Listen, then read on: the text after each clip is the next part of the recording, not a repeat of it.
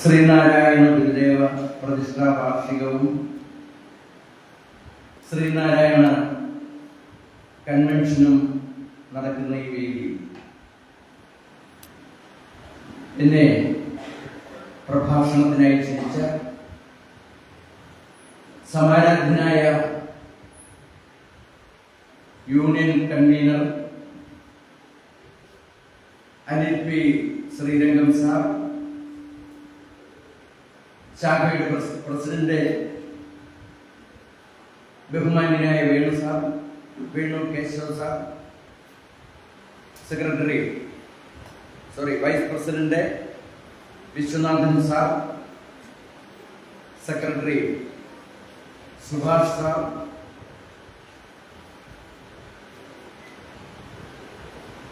സർവോപരി രക്ഷാധികാരികളായ KM Harilal sir, Anil P Sreerangam sir, Shrimati Pushpa Sasikumar, chairman Venu sir, Viswanathan sir, ബാക്കി എല്ലാവരുടെയും പേരിൽ ഞാൻ ബഹുമാന്യരായ മറ്റ് ഭാരവാഹികൾ ഈ പ്രഭാഷണം ശ്രമിക്കുവാൻ വളരെയധികം ആഗ്രഹത്തോടുകൂടി അതോടൊപ്പം തന്നെ പ്രതീക്ഷയോടുകൂടി എന്റെ മുന്നിൽ ഉപവിഷ്ടരായിരിക്കുന്ന പ്രിയമുള്ള ശ്രീനാരായണീരെ, ഈ ശാഖയെ സംബന്ധിച്ചിടത്തോളം ഇതര ശാഖകളുമായി ഒന്ന് താരതമ്യപ്പെടുത്തുമ്പോൾ ഒരുപാട് പ്രസക്തിയുണ്ട്, പ്രാധാന്യമുണ്ട്. ഗുരുദേവന്റെ തൃക്കരങ്ങളാൽ രജിസ്ട്രേഷൻ സർട്ടിഫിക്കറ്റ് ലഭിച്ച 68-ാം നമ്പർ ശാഖ, ആ ഒരു ഭാഗ്യം വെറും ഒരു ഭാഗ്യം എന്ന് പറഞ്ഞുകൊണ്ട് ഞാൻ ചെറുതാക്കുന്നില്ല, മഹാഭാഗ്യം.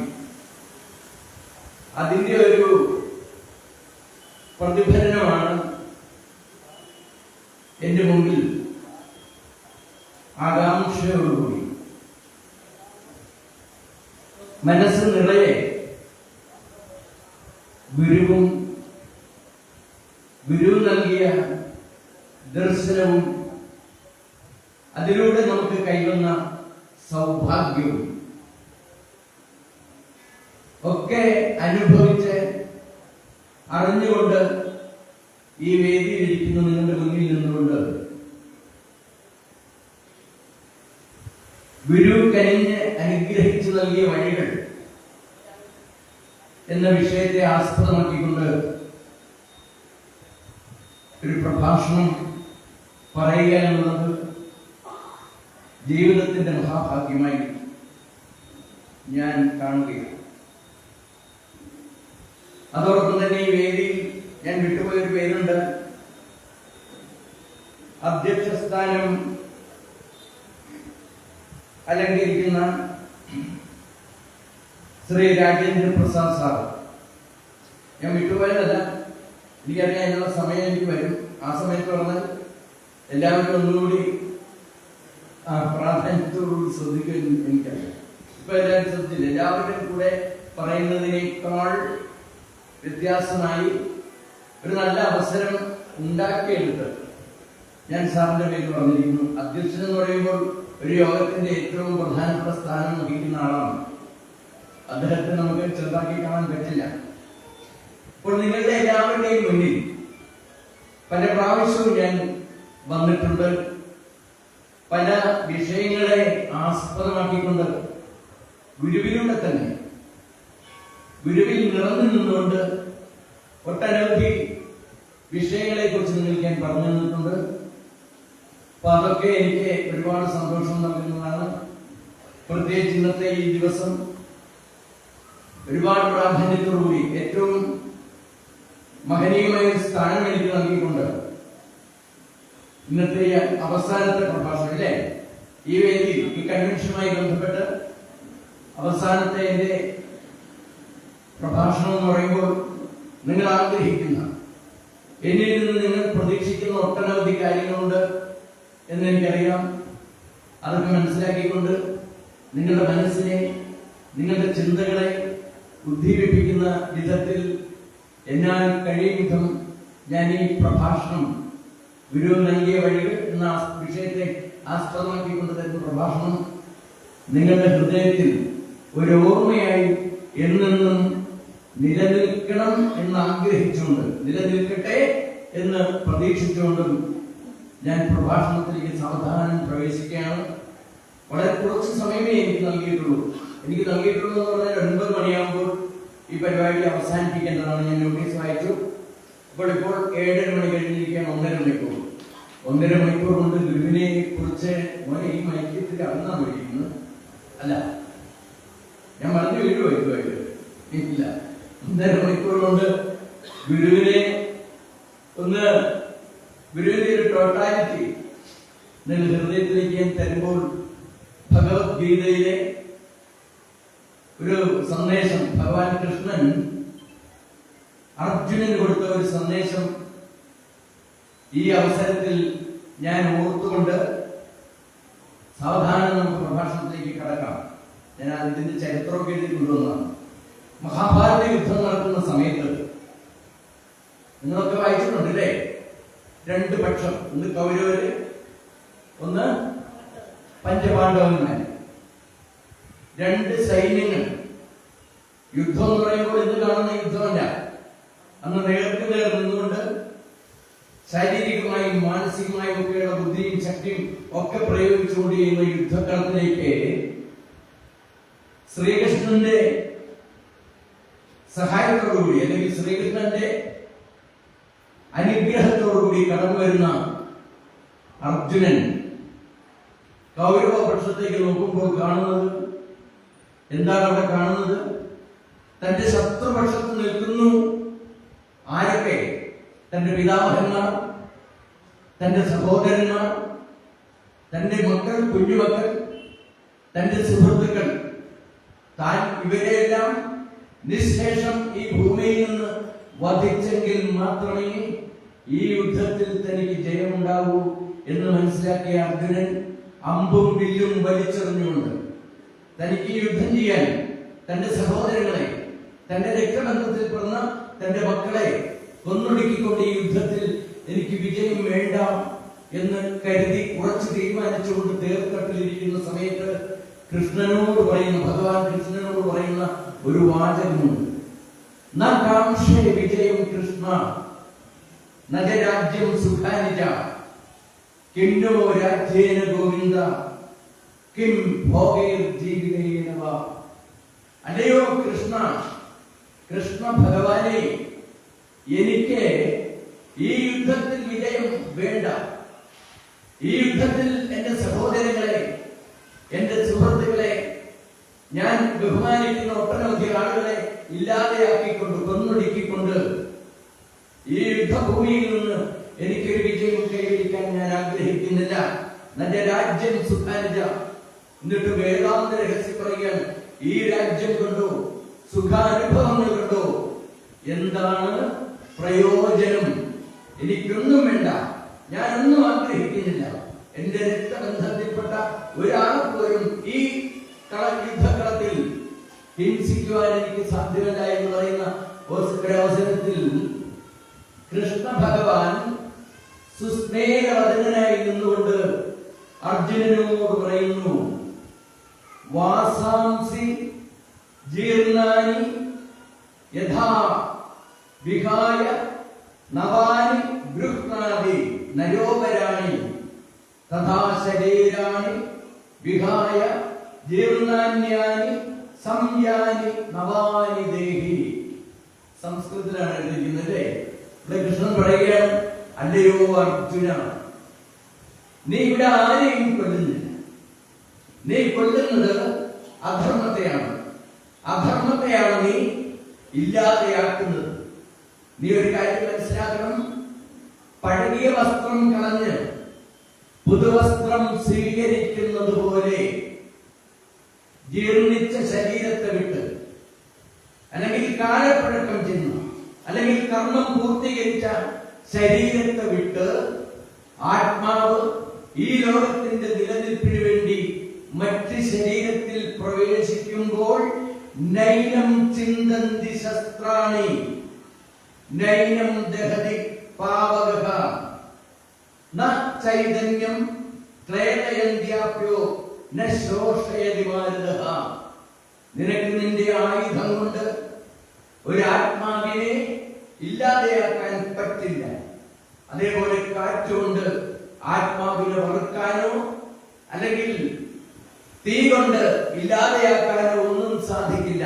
ആർക്കും ഈ ഭൂമിയിൽ ആർക്കും മറ്റൊരാത്മാവിനെ ഇല്ലാതെയാക്കാൻ സാധിക്കില്ല എന്ന് പറഞ്ഞുകൊണ്ട് കൊടുക്കുന്ന ഒരു ഉപദേശത്തോടെ നമ്മുടെ ഈ പ്രഭാഷണത്തിന്റെ പ്രസക്തമായ ഭാഗങ്ങളിലേക്ക് ഞാൻ കടക്കുകയാണ്.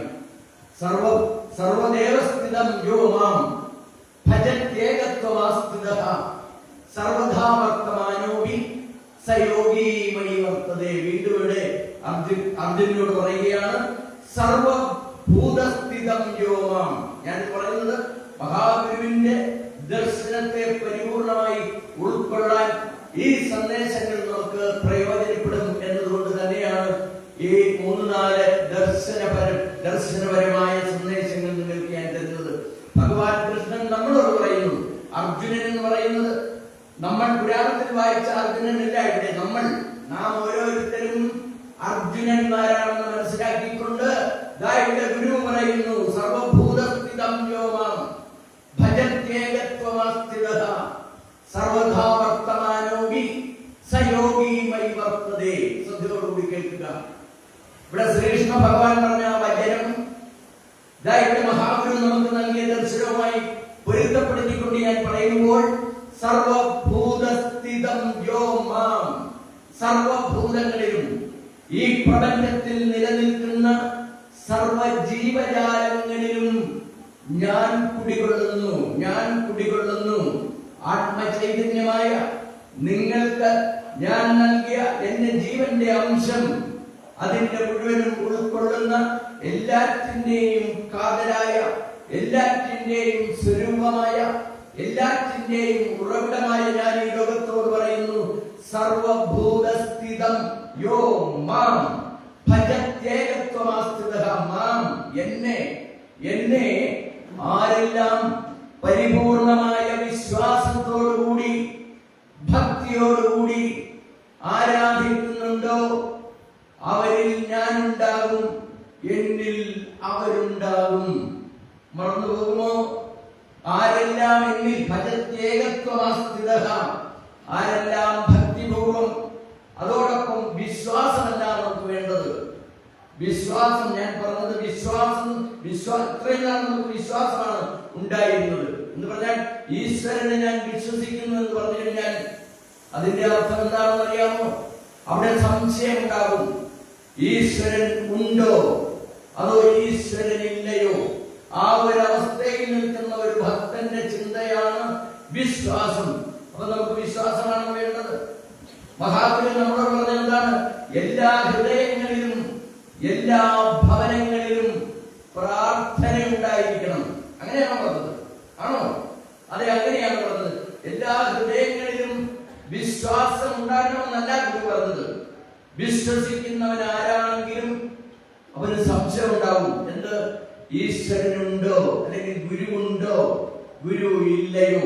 കഴിഞ്ഞ ദിവസം സാറിന്റെ ഈ വിഷയത്തെ ആസ്പദമാക്കിയ പ്രഭാഷണം നടത്തിയെന്ന് എനിക്ക് തോന്നുന്നു. ഗുരുവുണ്ടോ ഗുരു ഇല്ലയോ? അത് വിശ്വാസത്തിൽ നിന്ന് ഉടലെടുക്കുന്ന ഒരു ചിന്തയാണ്. വിശ്വാസത്തിൽ നിന്ന് ഉടലെടുക്കുന്ന ഒരു ചിന്തയാണ്. അതുകൊണ്ട് നമുക്ക് വിശ്വാസമല്ല വേണ്ടത്, പിന്നെയോ അടിയുറച്ച ഭക്തിയാണ് നമുക്ക് വേണ്ടത്. അതാണ് ഗുരു നൽകിയത്. ആദ്യം നമുക്ക് നൽകിയ വഴി ഇതാണ്. അടിയുറച്ച ഭക്തിയാണ് വേണ്ടത്. അതുകൊണ്ട് ഇവിടെ ഞാൻ ഒന്നുകൂടി ഈ ശ്ലോകം ആരംഭിക്കുന്നു. സർവഭൂതസ്ഥിതം യോ മാം, എല്ലാ ഭൂതങ്ങളിലും ഞാനുണ്ട്.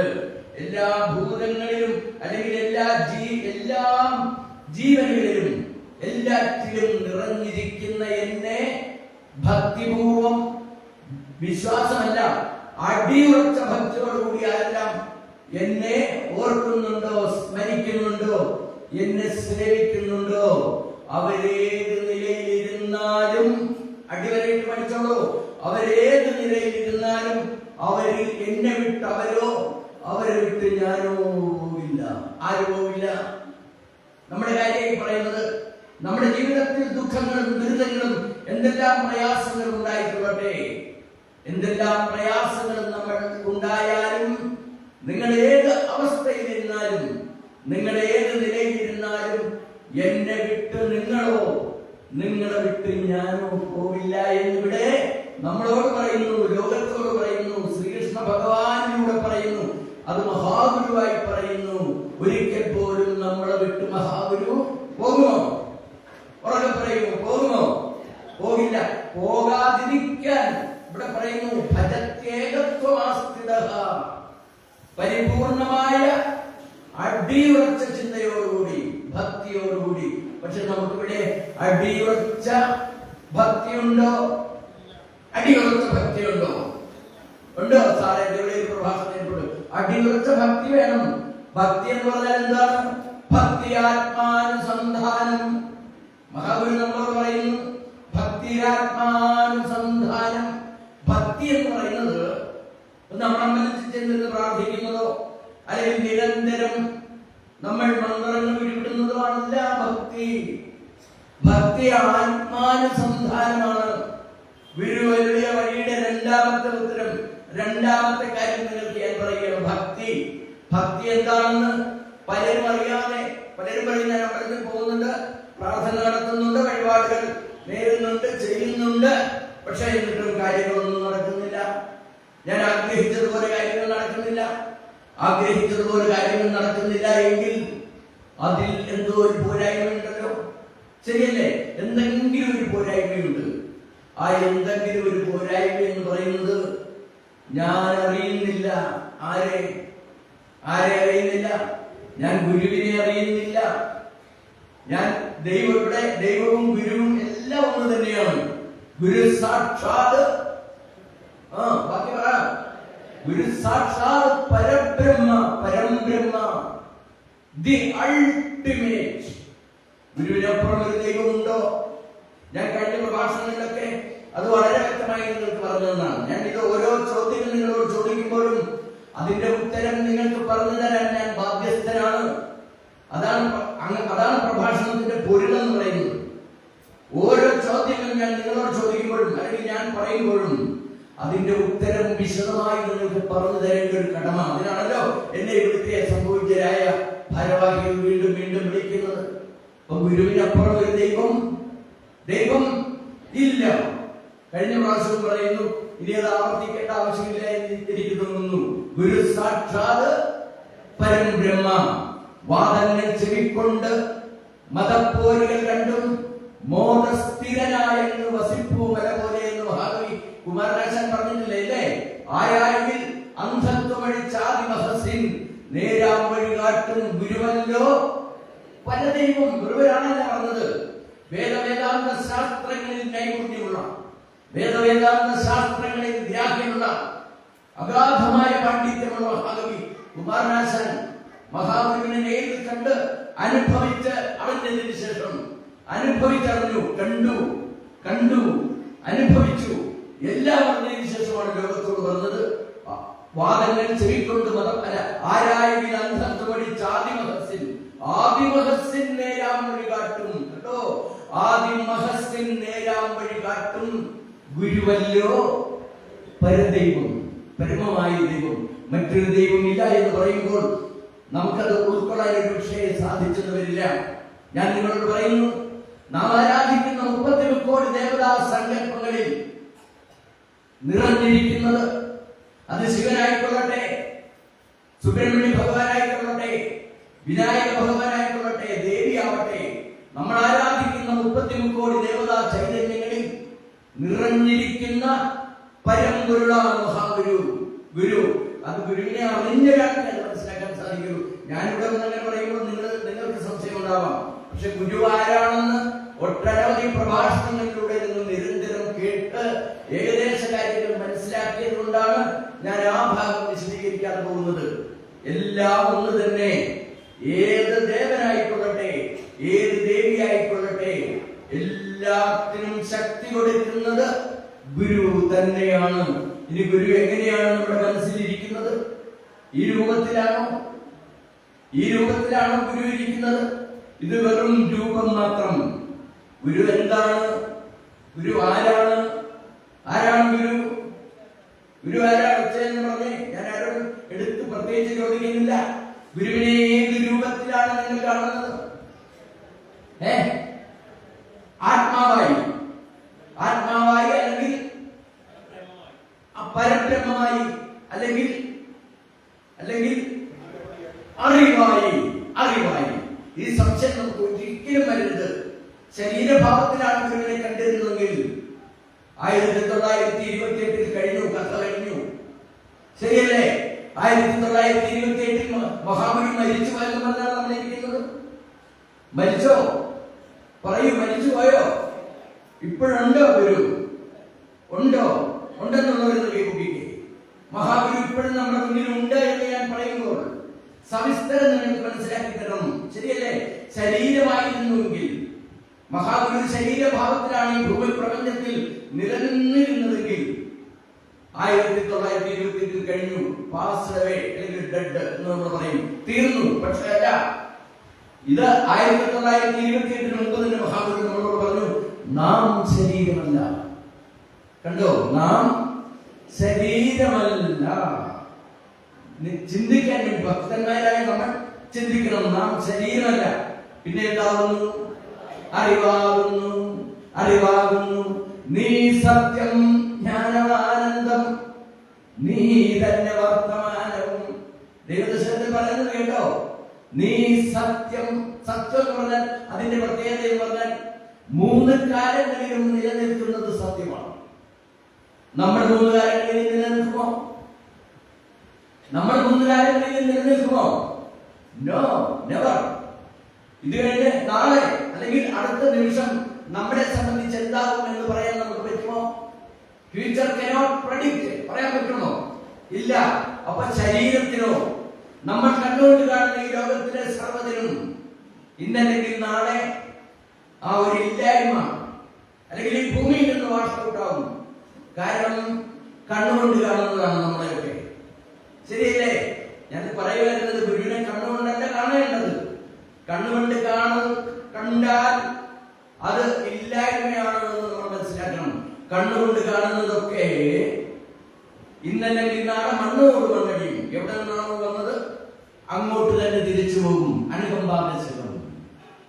അനുകമ്പാദശകം എന്ന കൃതിയുടെ 5ാമത്തെ പദ്യത്തിലൂടെ മഹാഗുരു പറയുകയാണ്. ദൂരെടുക്കാവോ മോനെ? പറ്റില്ല. 5ാമത്തെ പദ്യത്തിലൂടെ മഹാഗുരു പറയുകയാണ്. ശ്രദ്ധിച്ചു കേൾക്കണം. ഇങ്ങനെയാണ് മഹാഗുരുവിനെ പഠിക്കേണ്ടത്. മഹാഗുരുവിനെ പഠിക്കുമ്പോൾ ഗുരുവിലൂടെ തന്നെ നമ്മൾ അറിയണം. മഹാഗുരുവിനെ പഠിക്കാൻ ഞാൻ കഥകൾ കേട്ടല്ല, മറ്റൊരാൾ എഴുതിയ കഥ കേട്ടല്ല, അല്ലെങ്കിൽ നോവൽ കേട്ടല്ല മഹാഗുരുവിനെ പഠിക്കേണ്ടത്. മഹാഗുരുവിനെ അറിയണമെങ്കിൽ, മനസ്സിലാക്കണമെങ്കിൽ, ഉൾക്കൊള്ളണമെങ്കിൽ, ഗുരുവിനോട് നമുക്ക് ഭക്തി ഉണ്ടാവണമെങ്കിൽ ഗുരുവിനെ എങ്ങനെ അറിയണം? എങ്ങനെ അറിയണം? വ്യത്യാസമുണ്ടോ ശബ്ദത്തിൽ? ഇല്ല. ഗുരുവിനെ എങ്ങനെ അറിയണം? ഗുരുവിന്റെ യഥാർത്ഥ രൂപം നമ്മൾ അറിയണം. ഗുരു പറഞ്ഞു, നാം ശരീരമല്ല, അറിവാണ്. ശരീരം 3 കാലങ്ങളിലും നിലനിൽക്കില്ല മക്കളെ. ശരീരം ഈ കാലത്ത് തന്നെ ഇല്ലാതെയാവും. എന്നാൽ അറിവായ ഗുരു, അതാണ് നീ സത്യം. സത്യം എന്ന് പറഞ്ഞാൽ 3 കാലങ്ങളിലും നിലനിൽക്കുന്നതാണ് സത്യം. അറിവ് 3 കാലങ്ങളിൽ നിലനിൽക്കില്ലേ? ജാഗ്രത, സ്വപ്നം, സുഷുപ്തി 3 കാലങ്ങളിൽ നിലനിൽക്കില്ലേ? അല്ലെങ്കിൽ വർത്തമാനം, ഭൂതം, ഭാവി എല്ലാ കാലത്തും നിലനിൽക്കുന്നതാണ് അറിവ്. എല്ലാ കാലത്തിലും നിലനിൽക്കുന്നതാണ് ഈശ്വരൻ.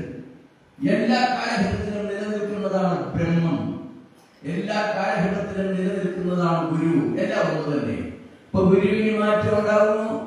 ചില ആൾക്കാർ, ചില ആൾക്കാർ പറയില്ലേ ഗുരു ഒന്നും ഇല്ലടോ, അതൊക്കെ പോയി, 1928 പോയി എന്ന് പറയുമ്പോൾ അജ്ഞതയാണെന്ന് നമ്മൾ മനസ്സിലാക്കണം.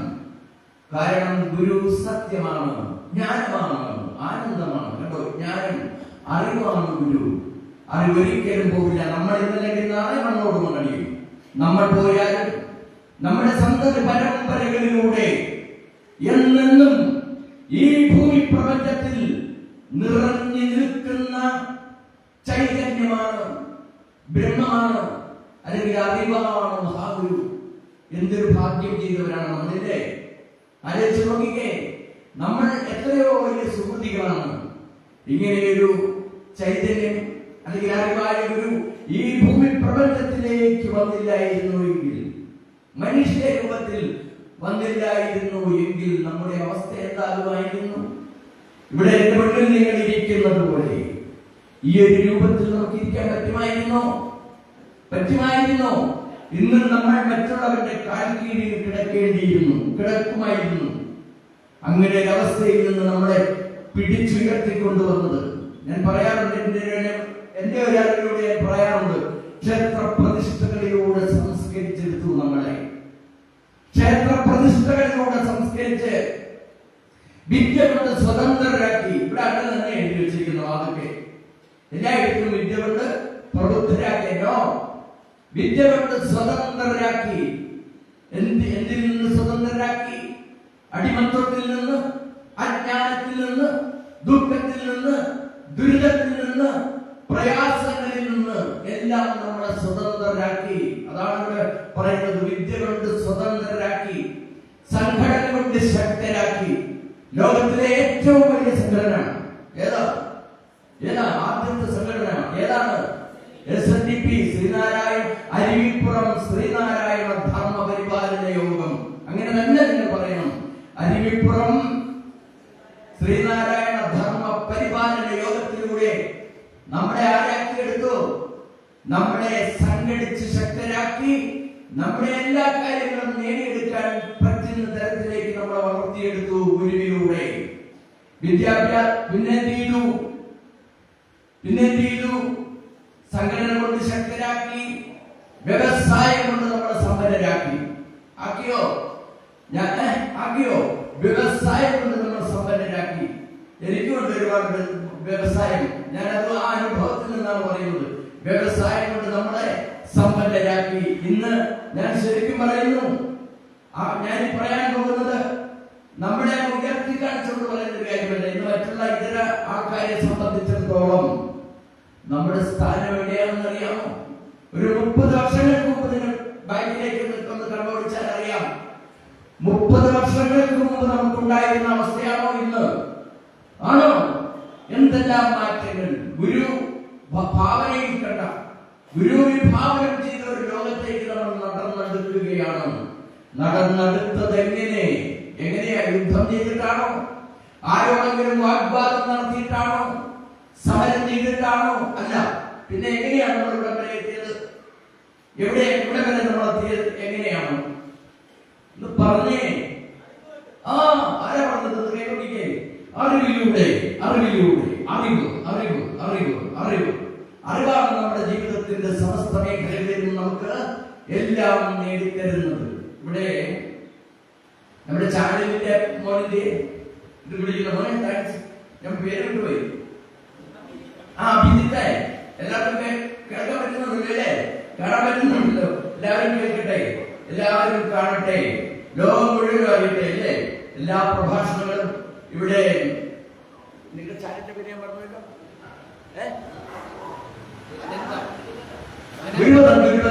ഗുരുവദം. എന്റെ ഒട്ടനവധി ആയിക്കോട്ടെ, ഏതോ ആയിക്കോട്ടെ. അപ്പൊ എന്റെ ഒട്ടനവധി പ്രഭാഷണങ്ങൾ ഈ ഗുരുവദം ചാനലും ഇതര ചാനലും ഒക്കെ പ്രക്ഷേപണം ചെയ്തുകൊണ്ടിരിക്കുന്നു. ബോറടിക്കുന്നുണ്ടോ? ഇല്ലേ? നമ്മളൊന്നും പ്രധാനപ്പെട്ടതിലേക്കൊന്നും കടന്നില്ല കേട്ടോ, വരാൻ പോകുന്നുള്ളൂ. കയറണം. അപ്പൊ അറിവാണ് നമുക്ക് വേണ്ടത്. അറിവ് എവിടെ കിട്ടുന്നോ അവിടെ വരണം.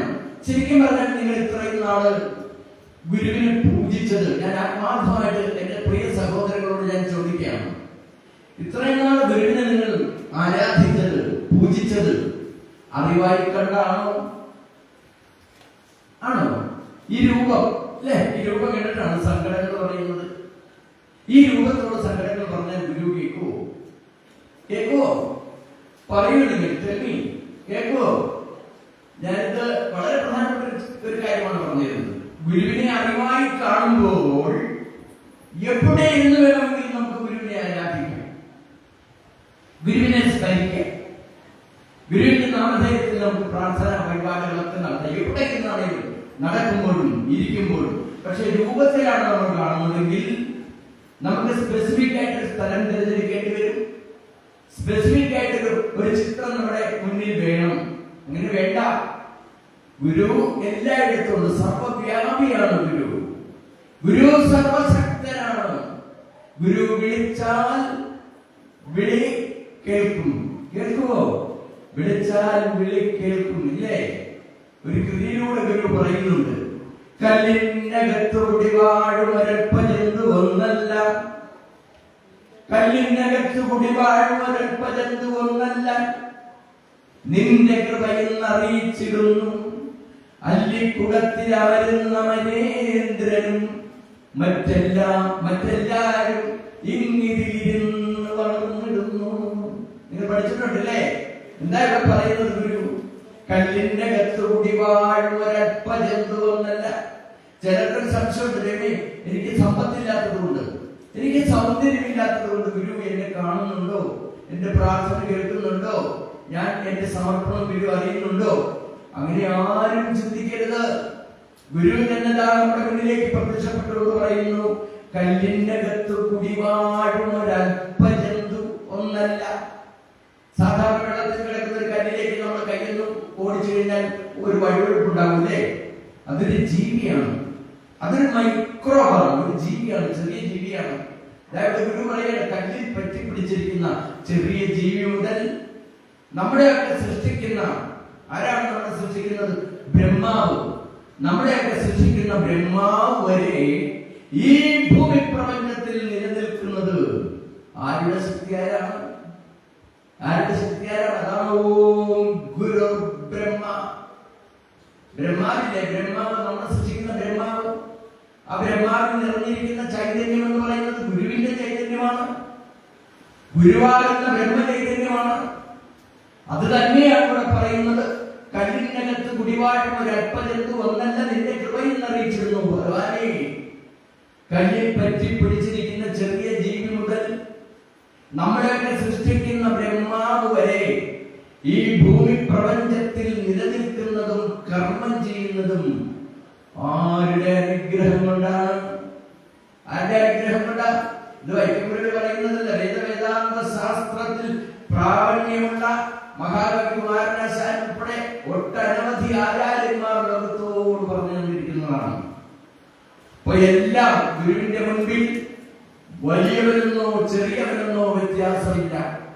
ബ്രഹ്മാവെന്നോ കണ്ണുകൊണ്ട് കാണാൻ പറ്റാത്ത ചെറിയ ജീവിയെന്നോ ഒന്നും ഒരു വ്യത്യാസവുമില്ല. എല്ലാറ്റിനെയും തന്റെ മാറോട് ചേർത്തിട്ടുണ്ട്. അതറിയണമെങ്കിൽ അമ്മയുടെ ഉദരത്തിലേക്ക് ഒരു നിമിഷം നിന്ന് ഞാൻ കൂട്ടിക്കൊണ്ടു പോവുകയാണ്. അമ്മയുടെ ഉദരത്തിൽ കിടന്ന അവസ്ഥ ആർക്കെങ്കിലും അറിയാമോ? എപ്പോഴെങ്കിലും ഒന്ന് ചിന്തിച്ചിട്ടുണ്ടോ? അമ്മയുടെ വയറ്റിൽ കിടന്ന അവസ്ഥ ആരുണ്ടായിരുന്നു? അവിടെ അമ്മയുണ്ടായിരുന്നോ?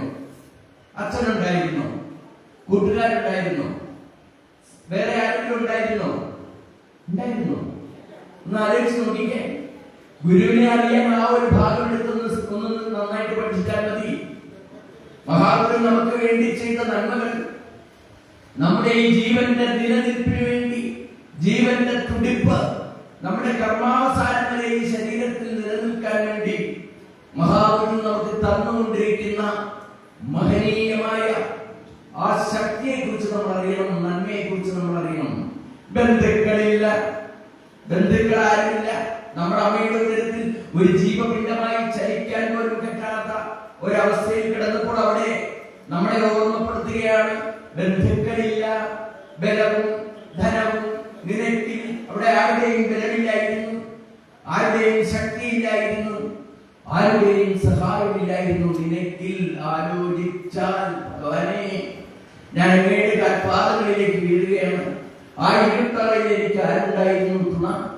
എന്റെ അമ്മയ്ക്ക് പ്രാർത്ഥിക്കാൻ, എന്റെ അച്ഛന് പ്രാർത്ഥിക്കാൻ മാത്രമേ പറ്റുമായിരുന്നുള്ളൂ. വയറ്റിൽ കിടക്കുന്ന എന്നെ അവർ കാണാതെ, അവരുടെ സങ്കല്പം മകനാണോ മകളാണോ അറിയില്ല.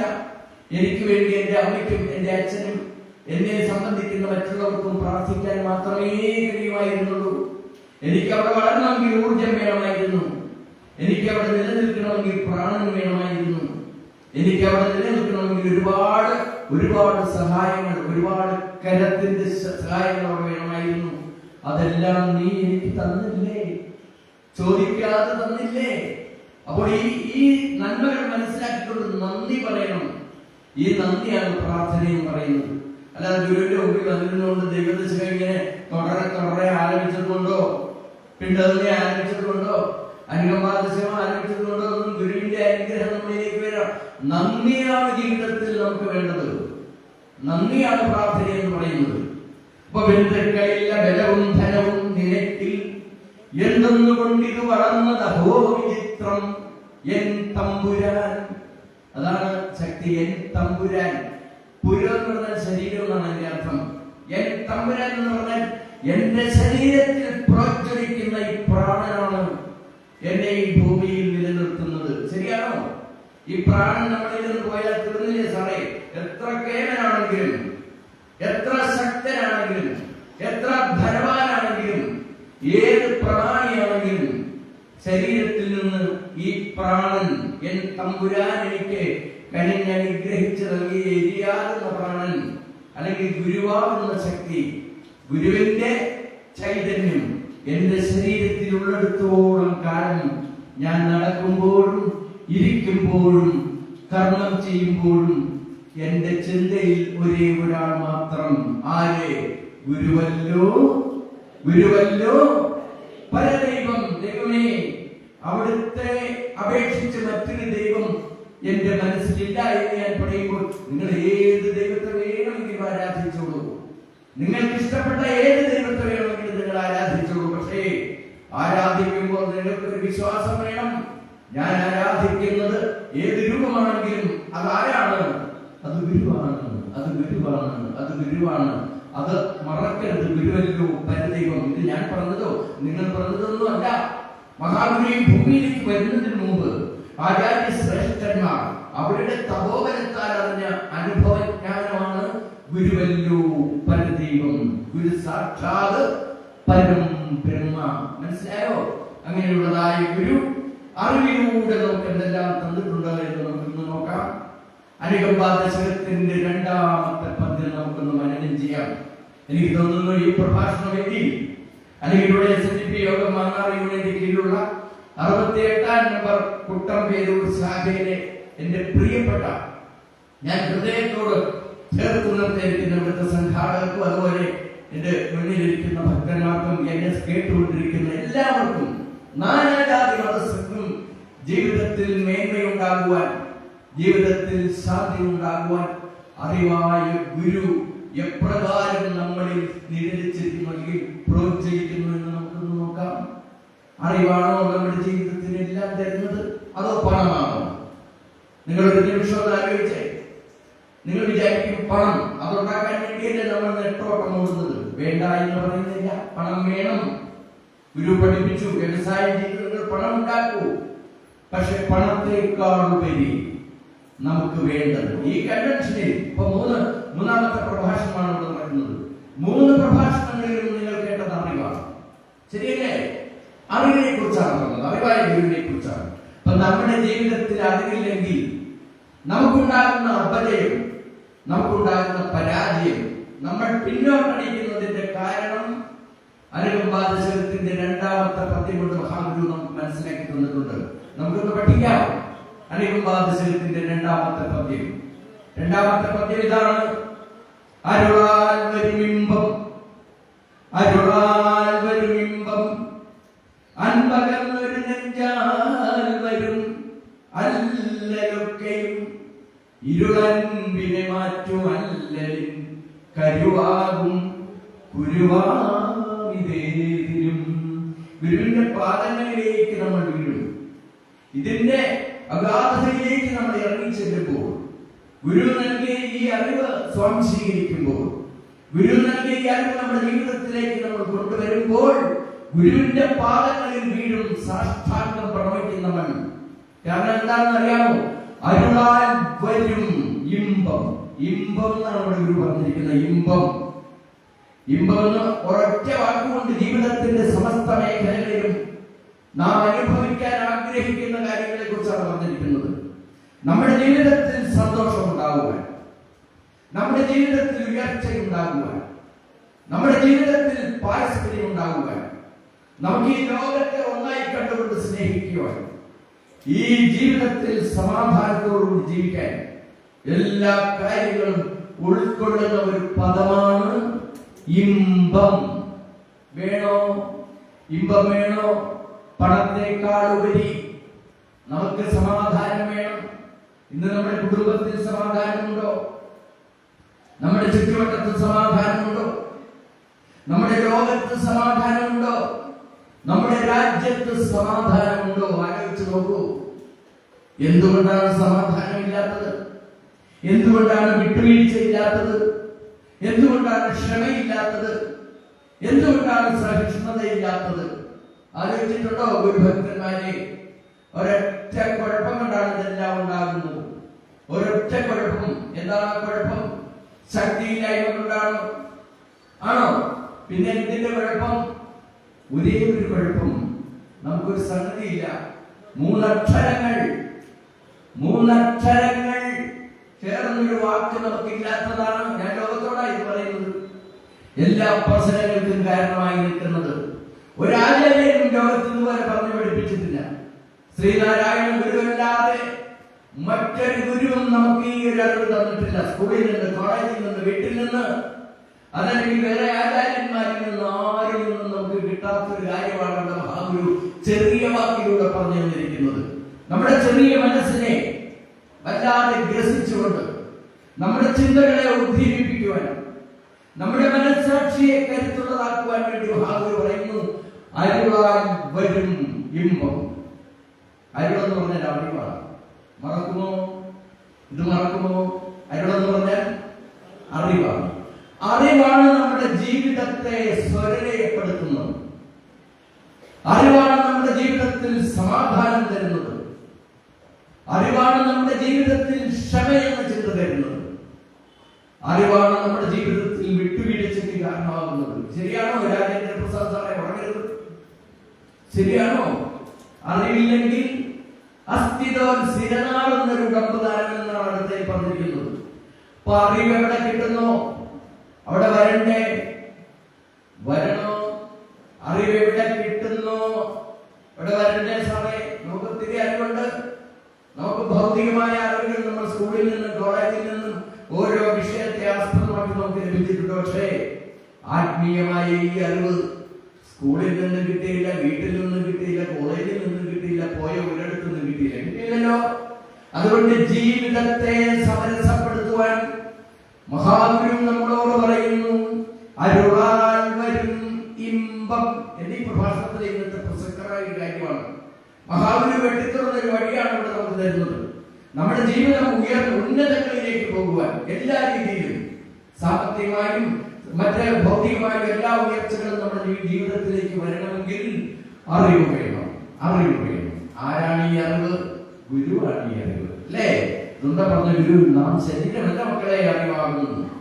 അപ്പൊ വീണ്ടും പറയുന്നു, അരുളാൽ വരും ഇമ്പം. എന്നിട്ട് പറയുന്നു, അൻപകർന്നൊരു നെഞ്ചാൽ വരും അല്ലലൊക്കെയും. നമ്മുടെ ജീവിതത്തിന്റെ എല്ലാ പ്രശ്നങ്ങളും ഇവിടെ തീരുകയാണ്. നമ്മുടെ ജീവിതത്തിന്റെ എല്ലാ ദുഃഖങ്ങളും ഇവിടെ തീരുകയാണ്. ആലോചിച്ച് നോക്കുക. അൻപകർന്നൊരു നെഞ്ചാൽ വരും അല്ലൽ. അല്ലൽ മീൻസ് ദുഃഖം. എല്ലാ തരത്തിലുമുള്ള ദുഃഖങ്ങൾ. മക്കളെ കൊണ്ടുള്ള ദുഃഖം, സമ്പത്തില്ലാത്തത് കൊണ്ട് ദുഃഖം, സമ്പത്ത് അധികമുള്ളത് കൊണ്ട് ദുഃഖം, ഭർത്താവിനെ കൊണ്ട് ദുഃഖം, സുഹൃത്തുക്കളെ കൊണ്ട് ദുഃഖം, മൊത്തം ദുഃഖമായിരുന്നു നമ്മുടെ ജീവിതം. കാരണം എന്താണെന്നറിയാമോ? ഭർത്താവിനെ കൊണ്ട് ദുഃഖം ഉണ്ടാകുന്നത് എപ്പോഴാണ്? ഭർത്താവ് എന്ന് പറയുമ്പോൾ രണ്ട് പറയും, ജയിക്കണം നമുക്ക്, അല്ലേ? എല്ലാവരും ധാരണ നമുക്ക് ജയം വേണം, ജയിക്കണം ജയിക്കണം ജയിക്കണം. അതാണ് നമ്മുടെ ചിന്ത. ഭർത്താവ് എന്ന് പറഞ്ഞാൽ രണ്ട് പറയും. ആരെന്ത് പറഞ്ഞാലും രണ്ട് പറയും. രണ്ട് പറയാതിരിക്കണമെങ്കിൽ എന്ത് വേണം? ഒന്ന് ക്ഷമിച്ചൂടെ? ഒരു സിനിമയിൽ ഒരാൾ പറയുന്നുണ്ട്, ഒന്ന് ക്ഷമിച്ചിരുന്നെങ്കിൽ, അല്ലേ, ഒന്ന് എതിർത്തിരുന്നെങ്കിൽ എന്ന് പറയുന്നില്ലേ? അപ്പൊ ഇവിടെ ഒന്ന് ക്ഷമിക്കണമെങ്കിൽ എന്ത് വേണം? മോളെ കുറച്ചിരിക്കുന്നത് എന്ത് വേണം? ക്ഷമിക്കാൻ എന്ത് വേണം? ചേട്ടനൊന്നും വഴക്കിടുമ്പോ, ചിലപ്പോ കഷ്ടപ്പാട് കഴിഞ്ഞ് വീട്ടിൽ വരുമ്പോ പ്രയാസം കൊണ്ട് എന്തെങ്കിലും വിളിച്ചു പറഞ്ഞു.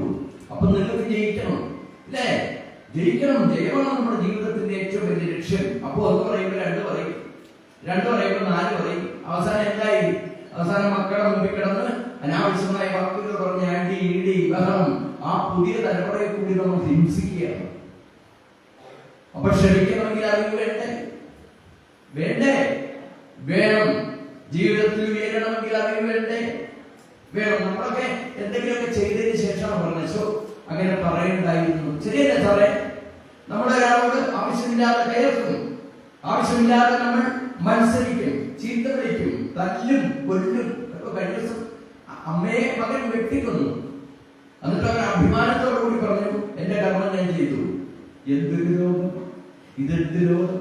ഇന്നലെ ടി വി വാർത്തയുണ്ടായിരുന്നു, അച്ഛനെ ഒറ്റടിക്ക് കൊന്നു ഒരു മോൻ, ഒരടിക്ക്, അല്ലേ?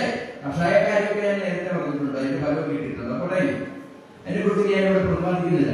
അപ്പൊ അത് ആ കൊച്ചൊന്ന് ചിന്തിച്ചിരുന്നെങ്കിലെന്ന്, ഒന്ന് ചിന്തിച്ചിരുന്നെങ്കിൽ, ഞാൻ ഈ ചെയ്യുന്നത് പാപമല്ലേ? ഈ പാപത്തിന്റെ ഫലം ഇന്നല്ലെങ്കിൽ നാളെ എനിക്കൊരു ബുമറാങ് പോലെ തിരിച്ചു വരുമെന്ന് ആ കുഞ്ഞൊരു നിമിഷം ഒന്ന് ചിന്തിച്ചിരുന്നെങ്കിൽ വധശിക്ഷയ്ക്ക് വിധിക്കുവോ? പറയുന്നില്ല. ഏറ്റവും വലിയ ശിക്ഷയാണല്ലേ വധശിക്ഷ. ഇല്ലാതെയൊക്കെയാണ് ഈ ഭൂമിയിൽ നിന്ന് തൂത്ത് തുടച്ചു കളയാൻ പോവുകയാണ്. എന്തുകൊണ്ടാണ് അങ്ങനെ സംഭവിച്ചത്? അറിവില്ലാതിരുന്നത്. ശരിയാണോ? അറിവില്ലായിരുന്നു. ഒരു വീട് കുടുംബമാകണമെങ്കിൽ അറിവ് വേണം. ഇപ്പൊ വീട്ടിലാണ് നമ്മൾ താമസിക്കുന്നത്. വീടെന്ന് പറഞ്ഞാൽ അവിടെ അച്ഛനുണ്ട്, അമ്മയുണ്ട്, മക്കളുണ്ട്, എല്ലാവരും ഓരോ തുരുത്തിലല്ല, ഓരോ മുറിയില്ല, അടച്ചിട്ട മുറി, അല്ലേ? അവിടെ പരസ്പരം കാണുന്നില്ല, പരസ്പരം സംസാരിക്കുന്നില്ല. അവരുടെ ജീവിത ദുഃഖങ്ങളും അവരുടെ ജീവിത സന്തോഷങ്ങളും പരസ്പരം അവർ സംസാരിക്കുന്നില്ല. നാളെ എന്ത് ചെയ്യണം, എങ്ങനെ മുന്നോട്ട് പോകണം, ഒന്നിനെ കുറിച്ച് ഒരു ചിന്തയില്ല, സംസാരമില്ല, സ്നേഹമില്ല. തകിടം താറുമാറായ വീട്ടിലാണ് നമ്മൾ താമസിക്കുന്നത്.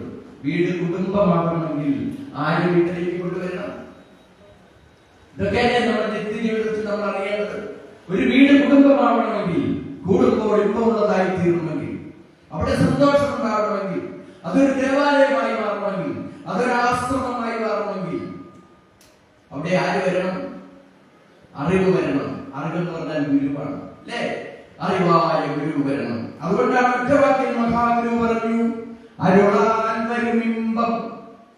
അതിന്റെ ഓപ്പോസിറ്റ് പറഞ്ഞു, അൻപകന്നൊരു നെഞ്ചാൽ വരും അല്ലൽ. അൻപത് പറഞ്ഞ സ്നേഹം. സ്നേഹമില്ലാത്തത് നമുക്കറിയാം, അറിവില്ലാത്തതുകൊണ്ടാണ്. അറിവുള്ളവർക്ക് സ്നേഹം മാത്രമേ ഉള്ളൂ. ചില ആൾക്കാരെ കണ്ടിട്ടില്ലേ, ശത്രുവെന്നോ മിത്രമെന്നോ ഒന്നും തിരിച്ചിട്ടാണ് ജീവിതത്തിൽ നിന്ന് ആരെയും മാറ്റി നിർത്താനായി എല്ലാവരെയും സ്നേഹിക്കുന്ന, എല്ലാവരോടും നയപരമായിട്ട് ഇടപെടുന്ന എത്ര ആളുകളെ നമുക്ക് ഈ പ്രദേശത്ത്, ഈ മാന്നാർന്ന പ്രദേശത്ത് കാണാൻ സാധിക്കും. എന്റെ മുമ്പിലുണ്ടല്ലോ അനവധി ആളുകൾ. ആരോടും ദേഷ്യമില്ല. ആരെങ്കിലും അയാൾക്ക് എതിരായിട്ടോ അല്ലെങ്കിൽ എനിക്ക് എതിരായിട്ടോ പ്രവർത്തിക്കുകയാണെങ്കിൽ എന്ത് ചെയ്യും? നമ്മൾ എന്ത് ചെയ്യണം? ഗുരു പഠിപ്പിച്ചു, നല്ലതിൽ ഗുരുവൻ ചെയ്ത നല്ല കാര്യം മറപ്പത്, നല്ലതല്ലാത്തത് ഉടനെ മറന്നേടുന്നത് ഉത്തമം. ഇതൊരു വലിയ അറിവല്ലേ? നമ്മൾ ശത്രുക്കൾ എന്ന് പറഞ്ഞ ആരെയും നമ്മുടെ ജീവിതത്തിൽ നിന്ന് മാറ്റി നിർത്തരുത്. നമുക്കാരും ശത്രുക്കളില്ല, എല്ലാവരും നമ്മുടെ മിത്രങ്ങൾ മാത്രമാണ്. മനുഷ്യൻ പൂർണ്ണനല്ലോ, പൂർണ്ണത ഈശ്വരനിൽ മാത്രം നിക്ഷിപ്തമാണ്. അതുകൊണ്ട് ആരെങ്കിലും ഒരു തെറ്റ് ചെയ്തിട്ടുണ്ടെങ്കിൽ ആ തെറ്റിനെ നമ്മൾ പറഞ്ഞു മനസ്സിലാക്കി ശരിയിലേക്ക് കൊണ്ടുവരിക. അതോടൊപ്പം തന്നെ നല്ലതിനെ സ്വീകരിക്കുക, നല്ലതല്ലാത്തതിനെ നമ്മൾ എന്ത് ചെയ്യും? മറക്കണം. അങ്ങനെയുള്ളവരാണ് ഈ സമൂഹത്തിന്റെ ഉന്നതങ്ങളിലേക്ക് ആരും ശത്രുതയില്ലാതെ ഉയർന്നു വരുന്നത്. ഒത്തിരി ഉദാഹരണങ്ങളുണ്ട്, ഞാൻ ആരെയും പേര് പറയാൻ ആഗ്രഹിക്കുന്നില്ല. അപ്പോൾ അറിവ് ജീവിതത്തിന്റെ കാതലായ ഭാഗമാണ്. നമ്മുടെ ഇരിപ്പിടമായിരിക്കണം അറിവ്. അറിവില്ലാത്തവന്റെ ജീവിതം ദുഃഖപൂർണമാണ്. അവൻ എവിടെ ചെന്നാലും തഴയപ്പെടും, അവൻ എവിടെയും തമസ്കരിക്കപ്പെടും. അറിവുള്ളവരുടെ ലോകം രണ്ട് കൈയിൽ നീട്ടി സ്വീകരിക്കും. ശ്രീനാരായണ ഗുരുവിനെ ഇന്ന് ലോകം അറിയുന്നുണ്ടെങ്കിൽ, വാഴ്ത്തുന്നുണ്ടെങ്കിൽ, അറിവിന്റെ പൂർണ്ണതയായിരുന്നു മഹാഗുരു. എല്ലാ മേഖലകളിലും, ജീവിതത്തിന്റെ സമസ്ത മേഖലകളെ കുറിച്ചും, നമ്മുടെ ജീവിതത്തിൽ വന്നു ചേരാനിരിക്കുന്ന നന്മകളെ കുറിച്ചുമൊക്കെ ഇത്രമാത്രം ഗൗരവത്തോടെ പ്രതിപാദിച്ച് നന്മകൾ മാത്രം വെട്ടിത്തുറന്നു നിന്ന, നല്ല വഴികൾ വെട്ടിത്തുറന്നു നിന്ന മറ്റാരും നമ്മുടെ ജീവിതാനുഭവത്തിലുണ്ടോ? പറയൂ, നിങ്ങൾ ഉണ്ടോ? ഇല്ല. അതുകൊണ്ട് നമുക്ക് ജീവിതത്തിൽ നയമുണ്ടാകണം. ദാ മറ്റൊരു വഴി തുറന്നു തരാൻ പോവുകയാണ്. ഓർമ്മ ഉണ്ടോ? ഹാപ്പിയാണോ? ദാ മറ്റൊരു വഴി മഹാഗുരു പറഞ്ഞിരിക്കുകയാണ്. ഇവിടെ ഈ വേദിയിൽ ബിസിനസ്സുകാരൊക്കെ ഉണ്ട്. ബിസിനസ്സുകാരൊക്കെ കൈകൊട്ടിക്കേ. ഓക്കെ, ഒരാള്, രണ്ടാള്. നിങ്ങൾക്ക് നല്ലൊരു സംഗതി ഗുരു ഇവിടെ പറഞ്ഞു തരാൻ പോവുകയാണ്. ഞാൻ പറയുമെങ്കിൽ ഗുരു നൽകിയ മഹത്തായ കാര്യം. രണ്ടുപേരേ ഉള്ളോ? ബിസിനസ്സുകാർ 3 പേര്, ഇനിയുണ്ടല്ലോ 10-25 പേര് എത്തിയിട്ടുണ്ട്. ബിസിനസ്സുകാർക്ക് വേണ്ട ഒരു നല്ല കാര്യത്തെ കുറിച്ച് മഹാഗുരു പഠിപ്പിക്കുകയാണ്. അതോടൊപ്പം നമുക്ക് ആത്മോപദേശ ശതകത്തിന്റെ 22ാമത്തെ പദ്യം കേൾക്കട്ടെ. ഇതൊക്കെയാണ് പ്രഭാഷണം. അല്ല കുറെ വെടിപ്പോലും പറഞ്ഞിട്ടൊന്നും കാര്യമില്ല. നമ്മുടെ ജീവിതത്തിൽ ചിന്തകൾ വരണം. ചിന്തിക്കട്ടെ. അബ്ദുൽ കലാം നമ്മുടെ മുൻ പ്രസിഡന്റ് പറഞ്ഞില്ലേ, ചിന്തിക്കണം, ചിന്തിക്കണം, ചിന്തിക്കണം. ചിന്തയില്ലാത്തവരായി ഇങ്ങനെ ചുമ്മാ പഴത്തിന് പോലെ കിടക്കുന്നത്. അവർക്കൊരു കുഴപ്പമില്ല, ഇങ്ങനെ കിടക്കും. പക്ഷെ അത് പോരാ. നമ്മുടെ ജീവിതം കൊണ്ട് ഈ ലോകത്തിന് എന്തെങ്കിലും നന്മ വന്നു ചേരണം. അങ്ങനെ നന്മ വന്നു ചേരണമെങ്കിൽ നമ്മൾ ചിന്തിക്കണം. ചിന്തിക്കാൻ വേണ്ടി ഒരു വഴി ഇവിടെ വെട്ടി തുറക്കുകയാണ്. നമ്മുടെ ബഹുമാനായ പ്രസിഡന്റിന്റെ മുമ്പിൽ വീണ്ടും വന്നിരുന്നു. നമുക്ക് നമ്മുടെ ഏത് മേഖലയിൽ നമ്മൾ പ്രവർത്തിക്കുന്നു ആ മേഖലയിൽ നമുക്ക് ഉന്നതമായ വിജയം കൈവരിക്കാൻ സംഘടനാ ഭാരവാഹികൾ ഒരുപാട് ഉപയോഗിച്ച് കേട്ടിരുന്നുള്ളൂ. നമ്മൾ ഏത് മേഖലയിൽ പ്രവർത്തിക്കുന്നു ആ മേഖലയിലും സമസ്ത മേഖലയിലും നമുക്ക് ഉയരങ്ങൾ കീഴടക്കാൻ മഹാഗുരു ഒരു വഴി വെട്ടിത്തുറന്നൂടെ കാണിച്ചു തരികയാണ്. ആത്മോപദേശ ശതകത്തിന്റെ 22ാമത്തെ പദ്യം പറയുന്നു. പ്രിയം, പ്രിയം അവരന്റേതൻ പ്രിയം, സ്വകീയ പ്രിയം അവരപ്രിയം ഇപ്രകാരമാകും. നയമതിരാലെ നരന്നു നന്മ നൽകും പ്രിയ അവരപ്രിയ ഹേതുവായി വരേണം. ഓക്കെ, പ്രിയം. എന്തിന്റെ പ്രിയം? അവരപ്രിയം. അവരപ്രിയം എന്ന് പറഞ്ഞാൽ നമ്മളോടൊപ്പം ജീവിക്കുന്ന നമ്മുടെ സുഹൃത്തുക്കളോ ബന്ധുക്കളോ ആരുമായിക്കൊള്ളട്ടെ, പ്രിയം. മറ്റൊരാൾ ചെയ്യുന്ന നന്മകളെ ആരെല്ലാം ഹൃദയം കൊണ്ട് സ്വീകരിക്കുന്നുണ്ടോ, ആരെല്ലാം അതിന് മുക്തകണ്ഠം പ്രശംസിക്കുന്നുണ്ടോ, അങ്ങനെ വരുമ്പോൾ നമുക്കൊരു നന്മ വരും. ഒരു ബിസിനസ്സുകാരൻ ശ്രദ്ധിച്ചോണം, നയം വേണം. നല്ലൊരു നയമാണ് ഇവിടെ മഹാഗുരു പഠിപ്പിക്കുന്നത്. നയം നമ്മൾ പറയില്ലേ, ഓ ആ കടക്കാരനൊരു നയമില്ല, ഒരു നയമില്ല പറയില്ലേ ചേച്ചി, പറയില്ലേ നമ്മളെ നയമില്ലെന്ന് പറയും. എന്താ ഈ നയം? പ്രിയം. പ്രിയത്തിൽ നിന്നാണ് നയം ഉണ്ടാവുന്നത്. പ്രിയം അവരന്റേതൻ പ്രിയം. മറ്റുള്ളവരുടെ നന്മകൾ മാത്രം കണ്ടുകൊണ്ടത്, മറ്റുള്ളവരുടെ നന്മയെ സ്വീകരിക്കുകയും അവരെ വേണ്ട രീതിയിൽ പ്രോത്സാഹിപ്പിക്കുകയും ചെയ്യുമ്പോൾ നമ്മുടെ നന്മകൾ മറ്റുള്ളവർ സ്വീകരിക്കും. സ്വീകരിക്കുമോ? സ്വീകരിക്കും. അവിടെ എന്തുണ്ടാവും? അതൊരു നയമാണ്. ഓരോരുത്തരും പഠിപ്പിച്ചു. ഇത് ശ്രീനാരായണ ഗുരുദേവൻ ഞാൻ പറഞ്ഞു, സമസ്ത മേഖലകളിൽ നിന്നുകൊണ്ട് നമ്മുടെ ജീവിതത്തെ മഹത്വവൽക്കരിച്ച മഹാഗുരു ഇവിടെ പറയുകയാണ്, മക്കളെ നിങ്ങൾക്ക് നയം വേണം. നയം ഉണ്ടാകണമെങ്കിൽ അറിവ് വേണം. അപ്പൊ മറ്റുള്ളവരുടെ നന്മകൾ സ്വീകരിക്കണം. എന്റെ പ്രിയപ്പെട്ട മാന്നാർ നിവാസികളെ, നിങ്ങൾ ഇങ്ങനെയാണോ? നമ്മുടെ ശത്രുവായ ഒരാള്, ഞാൻ എക്സാമ്പിൾ പറയുകയാണ്, നമ്മുടെ ശത്രുവായ ഒരാള് ഒരു നല്ല കാര്യം ചെയ്തു, നിങ്ങൾ എന്ത് ചെയ്യും? നിങ്ങൾ മാത്രമല്ല എല്ലാവരും എന്ത് ചെയ്യും? ഓ അവൻ ചെയ്ത മുഴുവനും അല്ലേ സാർ ഫോൾട്ട്, അയാൾ ചെയ്ത എന്തൊരു മണ്ടത്തരാണ്, എന്തൊരു മണ്ടത്തരാണ് അയാൾ പറഞ്ഞത്. കാരണം ഈ വ്യക്തിയായിട്ട് നോക്കാൻ അല്പം അകൽച്ചയുണ്ട്, അല്ലെങ്കിൽ അസൂയുണ്ട്. അങ്ങനെ വരുമ്പോൾ മറ്റുള്ളവന്റെ നന്മകൾ കാണാൻ നമുക്ക് കഴിയില്ല. മറ്റുള്ളവന്റെ നന്മകളെ കാണണം. നന്മകളെ ഒരിക്കലും തള്ളിക്കളയരുത്. നല്ല ഒരുവൻ ചെയ്ത നല്ല കാര്യം മറപ്പത്. നല്ല കാര്യങ്ങളെ നമ്മൾ സ്വീകരിക്കുമ്പോൾ നമ്മൾ ചെയ്യുന്ന നല്ല കാര്യങ്ങൾ ആര് സ്വീകരിക്കും? മറ്റുള്ളവർ സ്വീകരിക്കും. ഗുരു പഠിപ്പിക്കുകയാണ്, അതൊരു നയമാണ്. പ്രിയം അവരന്റെ പ്രിയം സ്വകീയ പ്രിയം അവരെ പ്രിയം ഇപ്രകാരമാകും എന്ന് പറയുന്നു. നയമതിനാലേ നരന്നു നന്മ നൽകും. ഈ നയമാണ് നമ്മുടെ ജീവിതത്തിൽ സമാധാനത്തിന്റെയും സന്തോഷത്തിന്റെയും വഴി കുത്തി തുറക്കുന്നത്. ചിലർക്ക് ഇഷ്ടം പോലെ പണമുണ്ട്, ഇട്ടുകൂടാൻ പണമുണ്ട്, വീട്ടിൽ സമാധാനമില്ല. കാരണം വീട്ടിൽ ആരെയും അംഗീകരിക്കില്ല. അത് കാരണം വീട്ടിലുള്ളവർ ഇദ്ദേഹത്തെ അംഗീകരിക്കില്ല. സമാധാനം കിട്ടുമോ? വീട്ടിൽ അംഗീകരിച്ചില്ലെങ്കിൽ തീർന്നു. കുടുംബമാണ് നമ്മുടെ ജീവിതത്തിന്റെ എല്ലാം. ഒരാളെ നല്ലതാക്കുന്നതും ചീത്തയാക്കുന്നതും അവന്റെ ജീവിതത്തിൽ നന്മ വരാനുള്ള എല്ലാ കാര്യങ്ങളും ലഭിക്കുന്നതിന്റെ ഉറവിടം എന്ന് പറയുന്നത് ഭവനമാണ്. ശരിയല്ലേ? സ്വന്തം ഭവനമാണ്.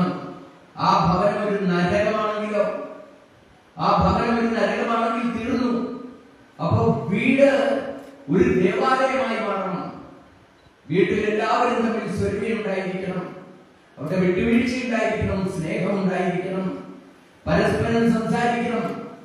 ജോലിയൊക്കെ കഴിഞ്ഞ് വൈകുന്നേരം വരുമ്പോൾ അന്ന് രാവിലെ മുതൽ വൈകുന്നവരെ നടന്ന കാര്യങ്ങളെ കുറിച്ച് അച്ഛനും അമ്മയും മക്കളും ഒരു കസേരയ്ക്ക് ചുറ്റിലിരുന്ന് അല്ലെങ്കിൽ കസേരകൾക്ക് ചുറ്റും ഇരുന്നുകൊണ്ട് സംസാരിക്കണം. എത്ര പേര് സംസാരിക്കുന്നുണ്ട് എന്റെ പ്രിയമുള്ളവരെ?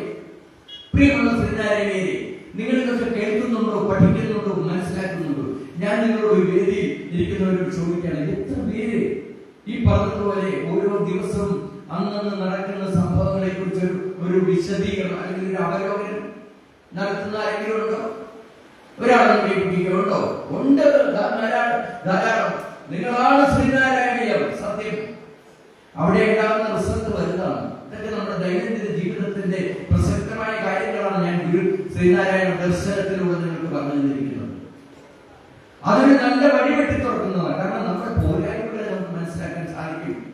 നാളെ നമ്മൾ എന്തായിരിക്കണം, എങ്ങനെയായിരിക്കണം എന്നൊരു തീരുമാനം നമ്മുടെ ഭവനത്തിൽ ഇരുന്നുകൊണ്ട് നമുക്ക് തീരുമാനിച്ചുറപ്പിച്ച് നല്ല വഴിയിലൂടെ നല്ലത് ചെയ്തുകൊണ്ട് നല്ലത് പറഞ്ഞുകൊണ്ട് നമുക്ക് നേടിയെടുക്കാൻ സാധിക്കും. അങ്ങനെയൊക്കെ നേടിയെടുക്കാൻ സഹായിക്കുന്ന നമ്മുടെ കുടുംബത്തിൽ നിന്ന് കിട്ടുന്ന എനർജി വളരെ വലുതാണ്. നാളെ വരെ ചെയ്യുമോ? ഇതൊക്കെ കേട്ടാൽ മാത്രം പോരാ. ശ്രവണം, മനനം, നിധിധ്യാസനം, ഇങ്ങനെയാണ് ഗുരു പഠിപ്പിച്ചത്. നല്ലതിനെ കേൾക്കണം. കേട്ടിട്ട് എന്ത് ചെയ്യണം? ജോലി കൗൺസിലറെ കേട്ടിട്ട് മനനം ചെയ്യണം, അതിനെക്കുറിച്ച് ചിന്തിക്കണം. എന്നിട്ടോ നല്ലതിനെ ആത്മസ്ഥമാക്കണം, അത് മനസ്സിൽ ഉറപ്പിക്കണം. എന്നിട്ട് നമ്മുടെ പ്രവർത്തനങ്ങളിലേക്ക് അത് കൊണ്ടുവരണം. ആ നന്മകളെ കൊണ്ടുവന്ന് പ്രവർത്തിച്ചേ will reach the highest position in the world എന്ന് ഞാൻ പറയും. അവരുടെ വീട്ടിൽ മാത്രമല്ല, in the world, ഈ ലോകത്തിൽ ഉന്നതങ്ങളിലേക്ക് നമുക്ക് എത്തിച്ചേരാൻ സാധിക്കും. നമുക്ക് ചിന്തയില്ലല്ലോ. അതാണ് നമ്മുടെ ഏറ്റവും വലിയ കുഴപ്പം. നമ്മൾ നമ്മളെ കുറിച്ച് ചിന്തിക്കണം, നമ്മളെ കുറിച്ച് നമ്മൾ അറിയണം. നമ്മളെ കുറിച്ച് നമ്മൾ അറിയുമ്പോഴും ചിന്തിക്കുമ്പോഴും നമുക്കൊരു കാര്യം മനസ്സിലാകും, അവനവനാത്മ സുഖത്തിനാചരിക്കുന്ന അവരിൽ സുഖത്തിനായി വരയണം. മറന്നുപോകും. നമ്മളെ കുറിച്ച് നമ്മൾ ചിന്തിക്കുന്നില്ല. ഒരുവന് നല്ലതും അന്യനല്ലതും ചെറുപ്പൊരു തൊഴിലാത്മവിരോധിയോർത്തരേണം. പരസ്പരം പരിതാപമേകിടുന്നോർ ഇരുനരകാപ്തിയിൽ വീണിരിക്കുന്നു. ഗുരു പഠിപ്പിച്ചൊരു വേദവാക്യമാണത്. നമ്മുടെ ജീവിതത്തിൽ നിന്ന് ദുഃഖമുണ്ടെങ്കിൽ, നമ്മുടെ ജീവിതത്തിന് സമാധാനമില്ലെങ്കിൽ, നമ്മുടെ ജീവിതം ഇടഞ്ഞാൽ നീങ്ങുന്നതെങ്കിൽ നിങ്ങൾ മനസ്സിലാക്കിക്കോളൂ, നമ്മൾ എന്തോ തെറ്റ് ചെയ്തിട്ടുണ്ട്. എന്ത് തെറ്റാണ് നമ്മൾ ചെയ്തത്? ഒരുവന് നല്ലതും അന്യനല്ലതും ചേർപ്പൊരു തൊഴിലാത്മവിരോധിയോർത്തരേണം. പരസ്പരം പരിതാപമേകിടുന്നോർ ഇരുനരകാപ്തിയിൽ വീണിരിക്കുന്നു. നമ്മൾ ഒരു വാക്കുകൊണ്ടോ പ്രവൃത്തി കൊണ്ടോ മറ്റാരെയും നമ്മൾ വേദനിപ്പിക്കരുത്, ദുഃഖിപ്പിക്കരുത്. അങ്ങനെ നമ്മൾ ചെയ്താൽ നമ്മൾ എവിടെ ചെന്ന് കിടക്കും? ഇരുനരകാപ്തി, ദുഃഖ സമുദ്രത്തിൽ വീണ് നമ്മൾ ചാമ്പലാകും. ഞാൻ വന്നപ്പോഴേ പറഞ്ഞു, പറയില്ലേ, എനിക്ക് എല്ലാം ദൈവം തന്നു, പക്ഷേ ഒന്നും മാത്രമില്ല, സമാധാനം. അല്ലേ? സമാധാനമില്ലാത്ത ആളുകൾ ഇവിടെയില്ല, ഈ വേദിയില്ല. കാരണം നിറഞ്ഞ ഈ സദസ്, I am proud of you. ഞാൻ അഭിമാനിക്കുന്നു, സന്തോഷിക്കുന്നു. ഒരു കസേര പോലും ഒഴിവില്ലാതെ എന്റെ മുന്നിൽ നിറഞ്ഞിരിക്കുന്ന പ്രിയമുള്ളവരെ, നിങ്ങൾക്കൂടെ വരാൻ സാധിച്ചിട്ടുണ്ടെങ്കിൽ, ഇത് കേൾക്കാനുള്ള മനസ്സ് നിങ്ങൾ തുറന്നു വെച്ചിട്ടുണ്ടെങ്കിൽ, എനിക്കറിയണം, നന്മകളെ കുറിച്ച് അറിയണം, ഗുരുവിനെ കുറിച്ച് എനിക്കറിയണം, ഗുരു തന്ന വഴികളെ കുറിച്ച് എനിക്ക് മനസ്സിലാക്കണം. ആ വഴിയിലൂടെ ഞാൻ സഞ്ചരിക്കുമ്പോൾ എന്റെ ജീവിതത്തിൽ ഞാൻ ആഗ്രഹിച്ചതിനപ്പുറം വന്നു ചേരില്ലേ? ഞാൻ പറഞ്ഞില്ലേ, അമ്മയുടെ ഉദരത്തിൽ ഒരു ജീവപിണ്ഡമായി കിടന്നപ്പോൾ അവിടെ വെച്ച് നമുക്ക് എന്താണെന്നും ചോദിക്കാതെ തന്നെ വളരെ ശ്വസിക്കാൻ പ്രാണൻ നോക്കരുത്, ശ്വസിക്കാൻ ഊർജം, പ്രാണൻ എല്ലാം തന്നില്ലേ നമുക്ക്. ഇവിടെ പുറത്തേക്ക് വന്നു കഴിഞ്ഞപ്പോഴോ ഇവിടെ ഈ വേദിയിൽ ഇരിക്കുന്ന നിങ്ങൾക്ക് എന്ത് കിട്ടുന്നുണ്ട്? അറിവ് കിട്ടുന്നുണ്ട് അല്ലേ? അതുകൂടാതെ എന്ത് കിട്ടുന്നുണ്ട്? നിങ്ങളിവിടെ ഇരിക്കണമെങ്കിൽ നിങ്ങൾക്ക് എന്ത് വേണം? പ്രാണൻ. ആരാ തരുന്നത്? സെക്രട്ടറി ആണോ? പ്രസിഡന്റ് ആണോ? അതോ അനിൽ സാറാണോ? ആരാ തരുന്നത് ഈ പ്രാണൻ? ഈ പ്രാണൻ ആരാ തരുന്നത്? ചിന്തിച്ചിട്ടുണ്ടോ? ഇവിടെയാണ് ദൈവത്തെ അല്ലെങ്കിൽ ഗുരുവിനെ അറിയാനുള്ള ഒരു ചിന്ത നമുക്ക് ഉടലെടുക്കുന്നത്. നമ്മൾ ശ്രദ്ധിക്കുന്ന പ്രാണൻ, നമ്മൾ ഇട്ടിരിക്കുന്ന ഈ വസ്ത്രം, നമുക്ക് കിട്ടുന്ന വെയില്, നമുക്ക് കിട്ടുന്ന മഴ, നമുക്ക് കിട്ടുന്ന സർവ്വതും ആരാ തരുന്നത്? അമ്മയുടെ ഉദരത്തിൽ വെച്ചെല്ലാം തന്നു. കണ്ണ് വേണ്ടടുത്ത് കണ്ണ് തന്നു, മൂക്ക് വേണ്ടടുത്ത് മൂക്ക് തന്നു, സൗന്ദര്യം തന്നു, ബുദ്ധി തന്നു, ശക്തി തന്നു, എല്ലാം തന്നു. തന്നില്ലേ? എല്ലാം തന്നു. അതാ അച്ഛന്റെയോ അമ്മയുടെയോ കഴിവല്ല. സർവശക്തനായ ദൈവം അറിവായ ഗുരു, കണ്ണുകൊണ്ട് കാണാൻ വയ്യ, കണ്ണുകൊണ്ട് കാണാൻ സാധിക്കാത്ത അറിവായ, കണ്ണടച്ചാൽ കാണാൻ പറ്റുന്ന ഈ മനസ്സാകുന്ന കണ്ണ് തുറന്നുകൊണ്ട് കാണാൻ മനസ്സ് തുറക്കണം. നമുക്ക് രണ്ട് കണ്ണുകളുണ്ട്, ഈ കണ്ണുകൊണ്ട് കാണുന്നതൊക്കെ ഇന്നല്ലെങ്കിൽ നാളെ കണ്ണോട് ഉണങ്ങിയും. മനസ്സാകുന്ന കണ്ണുകൊണ്ട് കാണുന്നത് ഒരിക്കലും പോകില്ല, അത് സത്യമാണ്. നീ സത്യം, ജ്ഞാനം, ആനന്ദം. മനസ്സ് അല്ലെങ്കിൽ ഈശ്വരൻ, ഇവരൊക്കെ മൂന്ന് കാര്യങ്ങളിൽ നിലനിൽക്കും. കാരണം ഈ കണ്ണുകൊണ്ടല്ല ഈശ്വരനെ കാണേണ്ടത്, ഈ കണ്ണുകൊണ്ടല്ല ഗുരുവിനെ കാണേണ്ടത്. പിന്നെ ഏത് കണ്ണുകൊണ്ട് കാണണം? മനസ്സാകുന്ന കണ്ണ് തുറക്കണ്ടേ? അത് തുറക്കാൻ വേണ്ടി ആ ഗുരു പറയുന്നു, അന്നവസ്ത്രാവിമുട്ടാതെ തന്നു രക്ഷിച്ചു ഞങ്ങളെ ധന്യരാക്കുന്ന നീയൊന്നു തന്നെ ഞങ്ങൾക്ക് തമ്പുരാൻ. നമ്മുടെ തമ്പുരാൻ ആരാണ് ശരിക്കും? നമ്മൾ കഴിക്കുന്ന അന്നം, ആഹാരം, നമ്മൾ ഇട്ടിരിക്കുന്ന ഈ വസ്ത്രം, നമ്മൾ ശ്വസിക്കുന്ന പ്രാണൻ, നമുക്ക് കിട്ടുന്ന വെയില്, നമുക്ക് കിട്ടുന്ന മഴ, നമുക്ക് കിട്ടുന്ന അറിവ്, ഇതൊക്കെ നമ്മുടെ അന്നമാണ്, ആഹാരമാണ്. മനസ്സിലാവുന്നുണ്ടോ? ഇതൊക്കെ തരുന്ന ഗുരുവേ, ചോദിക്കാതെ തന്നെ തരുന്ന ഗുരുവേ. മഴ വേണ്ട സമയത്ത് മഴയായി പെയ്യുന്നു ഇല്ലേ? നമ്മുടെ ഹൃദയങ്ങളെ തണുപ്പിച്ചുകൊണ്ട് മഴ വേണ്ട സമയത്ത് മഴ പെയ്യുന്നു, വെയിൽ വേണ്ട സമയത്ത് വെയിലേ. എല്ലാം ഋതുഭേദങ്ങൾക്കനുസരിച്ച് എല്ലാം വേണ്ട രീതിയിൽ തരുന്ന ദൈവമേ, നീ തമ്പുരാനാണ്. എന്റെ പുരത്തിൽ ഒരു പ്രാണനായി, ജീവാംശമായി നീ തുടിച്ചുകൊണ്ടിരിക്കുകയാണ്. എനിക്കൊന്നും കൊണ്ടും ദുഃഖമില്ല. കാരണം എനിക്ക് വേണ്ടതൊക്കെ വേണ്ട സമയത്ത് ഒരമ്മയെ പോലെ, ഒരച്ഛനെ പോലെ നീ എനിക്ക് തരുന്നില്ലേ? നീ എന്റെ അച്ഛനാണോ എന്ന് ചോദിച്ചാൽ എനിക്ക് പറയാൻ പറ്റുന്നില്ല. നീ എന്റെ അമ്മയാണോ എന്ന് ചോദിച്ചാൽ എനിക്ക് പറയാൻ പറ്റില്ല. നീ എന്റെ സുഹൃത്താണോ എന്ന് ചോദിച്ചാൽ എനിക്ക് പറയാൻ പറ്റുന്നില്ല. നീയാണ് എന്റെ സർവവും, നീയാണ് എന്റെ സർവസ്വവും. ആരെ? ഗുരു. ഗുരു ഇല്ലെങ്കിൽ ഈ പാദമെടുത്ത് നമുക്ക് മുന്നോട്ട് വയ്ക്കാൻ പറ്റുമോ? ഒന്ന് ആലോചിച്ച് നോക്കിക്കേ. ചെറിയ മനസ്സുകൊണ്ടൊന്ന് ചിന്തിച്ചേ. ഈ ശരീരം ഒന്ന് ചലിക്കണമെങ്കിൽ, ഈ നാമൊന്ന് ചലിക്കണമെങ്കിൽ, നമ്മുടെ ബുദ്ധി ഒന്ന് വികസിക്കണമെങ്കിൽ, നമ്മുടെ കണ്ണുകൾ കൊണ്ട് നിങ്ങളെ കാണണമെങ്കിൽ ഈ ശരീരത്തിൽ ആര് വേണം? അമ്മയുടെ ഉദരത്തിൽ കിടന്നപ്പോൾ എലിയായി നമുക്ക് പകർന്നുന്ന ഈ പ്രാണൻ നമ്മുടെ ദേഹത്തിൽ നിന്ന് വിട്ടുപോയാൽ, ജീവാംശമായ പ്രാണൻ നമ്മുടെ ശരീരത്തിൽ നിന്ന് വിട്ടുകഴിഞ്ഞാൽ ഈ കാലുകൾ ചലിക്കുമോ? ഈ കൈകൾ ചലിക്കുമോ? ഈ കണ്ണുകൾ ചലിക്കുമോ? ഒന്നും ചലിക്കില്ലേ. എല്ലാം വിസ്മൃതമാകുന്ന ജഡമായിട്ട് നമ്മൾ തീരും. കത്തിച്ചു കളഞ്ഞാലും കുഴിച്ചിട്ടാലും ഈ ഭൂമിയിലേക്ക് തിരിച്ചു പോകുന്ന ജഡമാണ് നമ്മൾ. മൂന്ന് കാലങ്ങളിലും നിലനിൽക്കില്ല നമ്മൾ. വരുമാറുവിധം വികാരം വരുമാറില്ല അറിവിനിരുന്നത് എന്ന് ഗുരു അനുകമ്പാദശകത്തിൽ നമ്മളെ പഠിപ്പിച്ചു ഇല്ലേ? വരുമാറുവിധ വികാരം നിങ്ങളൊരു കൃതി പഠിക്കുമ്പോൾ അത് വായിച്ചതിന്റെ അർത്ഥം പഠിക്കുന്നതിനേക്കാൾ ഉപരി അതിന്റെ അഗാധതയിലേക്ക് ഇറങ്ങി ചെല്ലണമെങ്കിൽ അത് പഠിപ്പിക്കാൻ ഒരു ആചാര്യം വേണം, വേണ്ടേ? അതുകൊണ്ട് പഠന ക്ലാസ്സുകൾ വെച്ച് കൊടുക്കണം. ഇവിടേക്ക് വെക്കുന്നുണ്ടോ? പഠന ക്ലാസ് ഉണ്ടോ? ആ പഠിക്കുക, അത് മനസ്സിലാക്കി കുഞ്ഞുങ്ങൾക്ക് പറഞ്ഞു കൊടുക്കാൻ പറ്റുന്ന ആൾക്കാരെ കൊണ്ടുവന്ന് പഠിപ്പിക്കണം. കാരണം നമ്മുടെ പുതുതലമുറ ഇങ്ങോട്ടാണ്. ഇപ്പൊ സമയമില്ല എനിക്ക് പുതുതലമുറയെ കുറിച്ചും മക്കളെ കുറിച്ചും ഒക്കെ എനിക്ക് പറയാൻ ഒരുപാട് കാര്യങ്ങളുണ്ട്. പക്ഷേ ഇവിടെ എനിക്ക് സമയമില്ല. അതുകൊണ്ട് ഇത്രയെങ്കിലും കാര്യങ്ങൾ നിങ്ങൾ അറിയുക. വരുമാറിവിധം വികാരവും വരുമാറിൽ അറിവിൽ നമ്മുടെ ശരീരത്തിന് ആർദ്ര മാറ്റങ്ങൾ വന്ന് ഈ ലോകത്തിലേക്ക് മണ്ണിലേക്ക് നമ്മൾ തിരിച്ചു പോകും. ശരിയാണോ? അമ്മയുടെ ഉദരത്തിൽ കിടക്കുമ്പോൾ ഒരു രൂപം, പുറത്തേക്ക് വരുമ്പോൾ മറ്റൊരു രൂപം, ഇല്ലേ? അത് കഴിഞ്ഞ് വളരും തോറും നമ്മുടെ രൂപങ്ങൾക്ക് ഭാവങ്ങൾക്ക് വ്യത്യാസം ഉണ്ടായിരിക്കും. വയറ്റിൽ കിടക്കുമ്പോൾ പിണ്ടം, പുറത്തേക്ക് വരുമ്പോൾ ബാല്യം, പിന്നെ കൗമാരം, പിന്നെ യൗവനം, പിന്നെ വാർദ്ധക്യം, അവസാനം ജരാതരം ബാധിച്ച് നമ്മൾ മണ്ണിലേക്ക് മടങ്ങും.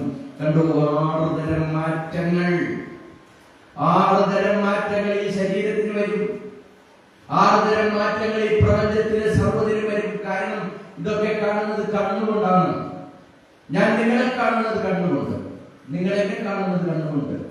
നിങ്ങളെ ബിൽഡിംഗ് കാണുന്നു, ഗുരുവിന്റെ ഫോട്ടോ കാണുന്നു, മൈക്ക് കാണുന്നു, കൃഷ്ണനെ കാണുന്നു, ബസ് കാണുന്നു, എല്ലാം എല്ലാം എല്ലാം എല്ലാം 6 തരം മാറ്റങ്ങൾക്ക് വിധേയമായി കെട്ടടങ്ങും. എന്തോരം അറിവാണ് ഗുരു തരുന്നത്. ഒരു വേദാന്ത രഹസ്യം നമുക്ക് ഗുരു മനസ്സിലാക്കി തരികയാണ്. എന്നിട്ട് പറയുകയാണ്, വരുമാറില്ല. 6 തരം മാറ്റങ്ങൾ ആർക്കു വരില്ല? വരുമാറില്ല. അറിവിന് മാറ്റം ഉണ്ടാകുമോ? അറിവിന് മാറ്റം വരുമോ? ജാഗ്രതയിലും സ്വപ്നത്തിലും സുഷുപ്തിയിലും മനസ്സിലാക്കുന്നത് പറയുന്നു. അറിവിന് മാറ്റം വരില്ല. അപ്പൊ ഗുരുവാരാണ്? അറിവാണ്. ഗുരുവിന് എന്തെങ്കിലും മാറ്റം വരുമോ? നാളെ മാറ്റം വരുമോ? ഈ ഫോട്ടോയൊക്കെ ഒന്ന് മാറ്റി എന്നിട്ട് മുടിയൊക്കെ വെച്ച് ഒന്ന് മീശൊക്കെ തറപ്പിച്ച് ഒന്ന് ചെയ്യാമെന്ന് നമ്മൾ വിചാരിച്ചു കഴിഞ്ഞാൽ അത് പോഷ്കാണ്. അത് നല്ല ചിന്തയല്ല. കാരണം ഇതല്ല ഗുരു. മലയിട്ടോളം സമ്മതിച്ചു. ഞാൻ ഗുരുവിന്റെ മുമ്പിൽ നിന്ന് കണ്ടു പ്രാർത്ഥിച്ചതോടും ഒക്കെ ഞാൻ സമ്മതിച്ചു. പക്ഷേ അറിവായിട്ട് കാണണമെങ്കിൽ എന്ത് തുറക്കണം? ഈ കണ്ണ് തുറക്കണം. മനസ്സാകുന്ന കണ്ണുകൊണ്ട് തുറക്കുന്നതിനൊന്നും 6 തരം മാറ്റം വരില്ല. ഉദാഹരണങ്ങളാണ് അവർ പറയുന്നത്. ഗുരു, അല്ലെങ്കിൽ ദൈവം, അല്ലെങ്കിൽ അറിവ്, അല്ലെങ്കിൽ പ്രകാശം, അല്ലെങ്കിൽ ബ്രഹ്മം, എല്ലാം ഒന്നാണ്. ഒരു മാറ്റം വരികയില്ല. നമ്മൾ പോയാലും ഗുരു ഇങ്ങനെ തന്നെ നിലനിൽക്കും. നിലനിൽക്കില്ലേ? കണ്ണീരടെ നിലനിൽക്കും. ഇതൊക്കെ ഓർത്തിരുന്ന് പറഞ്ഞു കൊടുക്കും ആളുകൾക്ക്. അറിയണം, പിന്നെ എന്ത് ചെയ്യണം? അറിയണം, പിന്നെ അറിയിക്കണം. എങ്കിലും ശ്രീനാരായണ രാമത്തുള്ളൂ. അറിയുക, അറിയിക്കുക. ഇവിടെ നല്ല പ്രാസംഗിക ഇറക്കിക്കൊണ്ടിരിക്കുക. നന്നായിട്ട് മറ്റുള്ളവർക്ക് പറഞ്ഞു കൊടുക്കണം. അത് നമ്മുടെ ജീവിതം കൊടുത്ത് പ്രയോജനം. അതുകൊണ്ട് ഒന്നുകൂടി ശ്രദ്ധിച്ചോളൂ. അറിയുമ്പോൾ പഠിക്കുമ്പോൾ ഈ കാര്യങ്ങൾ നിങ്ങളുടെ മനസ്സിലേക്ക് വരണം. വരുമാറിവിധം വികാരവും വരുമാറിൽ അറിവിന്ന് നേരും ഉരുവാമുടൻ വിട്ട് കീർത്തിയാം അനുകമ്പാശാലിയായ മഹാഗുരുവിന്റെ ദേഹം വിയോഗം, അല്ലെങ്കിൽ ദേഹം നഷ്ടപ്പെട്ടെങ്കിലും അറിവായിട്ട് എന്നെന്നും നമ്മുടെ ചിന്തകളിൽ അല്ലെങ്കിൽ നമ്മുടെ ഈ പ്രപഞ്ചത്തിൽ പ്രോജ്വലിച്ചു നിൽക്കുന്ന ചൈതന്യമാണ് മഹാഗുരു. വിളിച്ചാൽ വിളി കേൾക്കുമോ? വിളി കേൾക്കുമോ? ഒന്ന് വിളിച്ചു നോക്കണം. നിങ്ങൾ വീട്ടിൽ ചെന്നിട്ട് ഇവിടെ വിളിച്ച ഒരു പക്ഷേ നിങ്ങൾക്ക് ഏകാഗ്രത കിട്ടിയെന്ന് വരില്ല. വീട്ടിൽ ചെന്നിട്ട് ഈ കണ്ണുകളൊക്കെ അടയ്ക്കണം. അമ്പലത്തിൽ ചെന്നാൽ കണ്ണടയ്ക്കാൻ പറയുന്നതുകൊണ്ടാണ്. എല്ലാ ഭക്തന്മാരും കണ്ണടയ്ക്കും വിഗ്രഹത്തിലേക്ക് നോക്കിയിട്ട്. അതിന്റെ പൊരുളതാണ് വിഗ്രഹം എന്ന് പറയുന്നത്. നമ്മൾ ഉണ്ടാക്കി വെച്ചിരിക്കുന്ന അതിൻ്റെ ഈശ്വരനില്ല. അതിന് ഈശ്വരനില്ല. ഉറപ്പ്. ഈശ്വരൻ എവിടെ ഇരിക്കുന്നത്? ഈ കണ്ണട ചെയ്യുന്ന പിന്നെ ഈ കണ്ണ് തുറപ്പാണ്. അപ്പൊ ഈ കണ്ണ് തുറന്നാൽ ആര് കാണാം? നമ്മൾ ഇത്രയും നാൾ കാണാൻ ആഗ്രഹിച്ച എന്റെ ഈ പ്രഭാഷണം കൊണ്ട് നിങ്ങളോട് ഞാൻ ഉറപ്പിച്ചു പറയുന്നു, ഇത്രയും നാള് ഗുരുവിനെ വിളിച്ചത് ഏത് മനോഭാവത്തോടു കൂടിയാണ്? ആ ചിന്തകളെല്ലാം മാറ്റിക്കൊണ്ട് അറിവായ ഗുരുവിനെ അറിയാൻ നിങ്ങളുടെ ഹൃദയമാകുന്ന അല്ലെങ്കിൽ മനസ്സാകുന്ന കണ്ണൊന്ന് തുറന്നു വിളിക്കണം. മഹാഗുരുവെ വിളിച്ചിട്ട് എന്ത് പറയണം? വിളിച്ചിട്ട് എന്ത് പറയണം? എങ്ങനെ പ്രാർത്ഥിക്കണം? എങ്ങനെയാ പ്രാർത്ഥിക്കേണ്ടത്? എന്ന് പറഞ്ഞേ, എങ്ങനെ പ്രാർത്ഥിക്കണം? എനിക്ക് അത് വേണം, ഇത് വേണം, ഞാൻ അത് ചെയ്യാം, അതൊന്നുമല്ല. പിന്നെയോ എങ്ങനെയാ പ്രാർത്ഥിക്കേണ്ടത്? മഹാഗുരുവേ, ദൈവമേ കാത്തുകൊള്ളുകന്ന്, കൈവിടാതിങ്ങു ഞങ്ങളെ. എന്നാ പറഞ്ഞത്? ഞങ്ങളെന്ന് പറഞ്ഞാൽ നമ്മളൊക്കെ ഓർത്തിരിക്കണേ, ഞാൻ എന്റെ അച്ഛൻ്റെ ഭാര്യ, എന്റെ മക്കൾ, തീർന്നു ഞങ്ങൾ. അപ്പുറത്തെ ത്രേസ്യ കുട്ടീനെ നമ്മുടെ കൂടെ ചേർക്കുവോ? ഹംസനെ നമ്മുടെ കൂടെ ചേർക്കുവോ? പറഞ്ഞു നോ. അവരൊക്കെ അന്യനല്ലേ, ഇവര് വേറെ മതത്തിൽപ്പെട്ടവരല്ലേ, അവരെ നമുക്ക് ചേർക്കാൻ പറ്റുമോ? പറ്റില്ല. ജാതിഭേദം, മതദ്വേഷം ഏതുമില്ലാതെ സർവരും സോദരത്വേന വാഴുന്ന മാതൃകാസ്ഥാനമാണിതെന്ന് ലോകത്തോട് ഉറക്കെ വിളിച്ച് പറഞ്ഞ മഹാഗുരുവേ, ഇവിടെ പ്രാർത്ഥിക്കാൻ പഠിപ്പിച്ചു ദൈവത്തെ ചേർത്തിലൂടെ. ദൈവമേ കാത്തുകൊള്ളുകങ്ങു, കൈവിടാതിങ്ങു. ഇവിടെ ഞങ്ങളെന്ന് പറഞ്ഞാൽ അതിന്റെ അർത്ഥം മലയാള നിഘണ്ടുവിൽ വിവരിച്ചിരിക്കുന്ന അർത്ഥം, ഞങ്ങളെന്ന് പറഞ്ഞാൽ ഞാനും എന്നോടൊപ്പം ജീവിക്കുന്ന ജീവികൾ. ഇതാണ് ഞങ്ങൾ. വിളങ്ങിയ ഞാനും എന്നോടൊപ്പം ജീവിക്കുന്നവർ. നിങ്ങളിത് കേട്ട് പഠിച്ചു. എനിക്ക് തോന്നുന്നില്ല ഞാനെങ്കിലും പറഞ്ഞു തന്നിട്ടുണ്ടോ ഞങ്ങളെ കുറിച്ച്. ഞങ്ങളെന്ന് പറഞ്ഞാൽ ഞാനും എന്നോടൊപ്പം ജീവിക്കുന്ന ആരൊക്കെയുണ്ട്? നമ്മൾ ശത്രുക്കൾ എന്ന് പറഞ്ഞ് മാറ്റിയിരിക്കുന്നവരുണ്ട് ഇല്ലേ?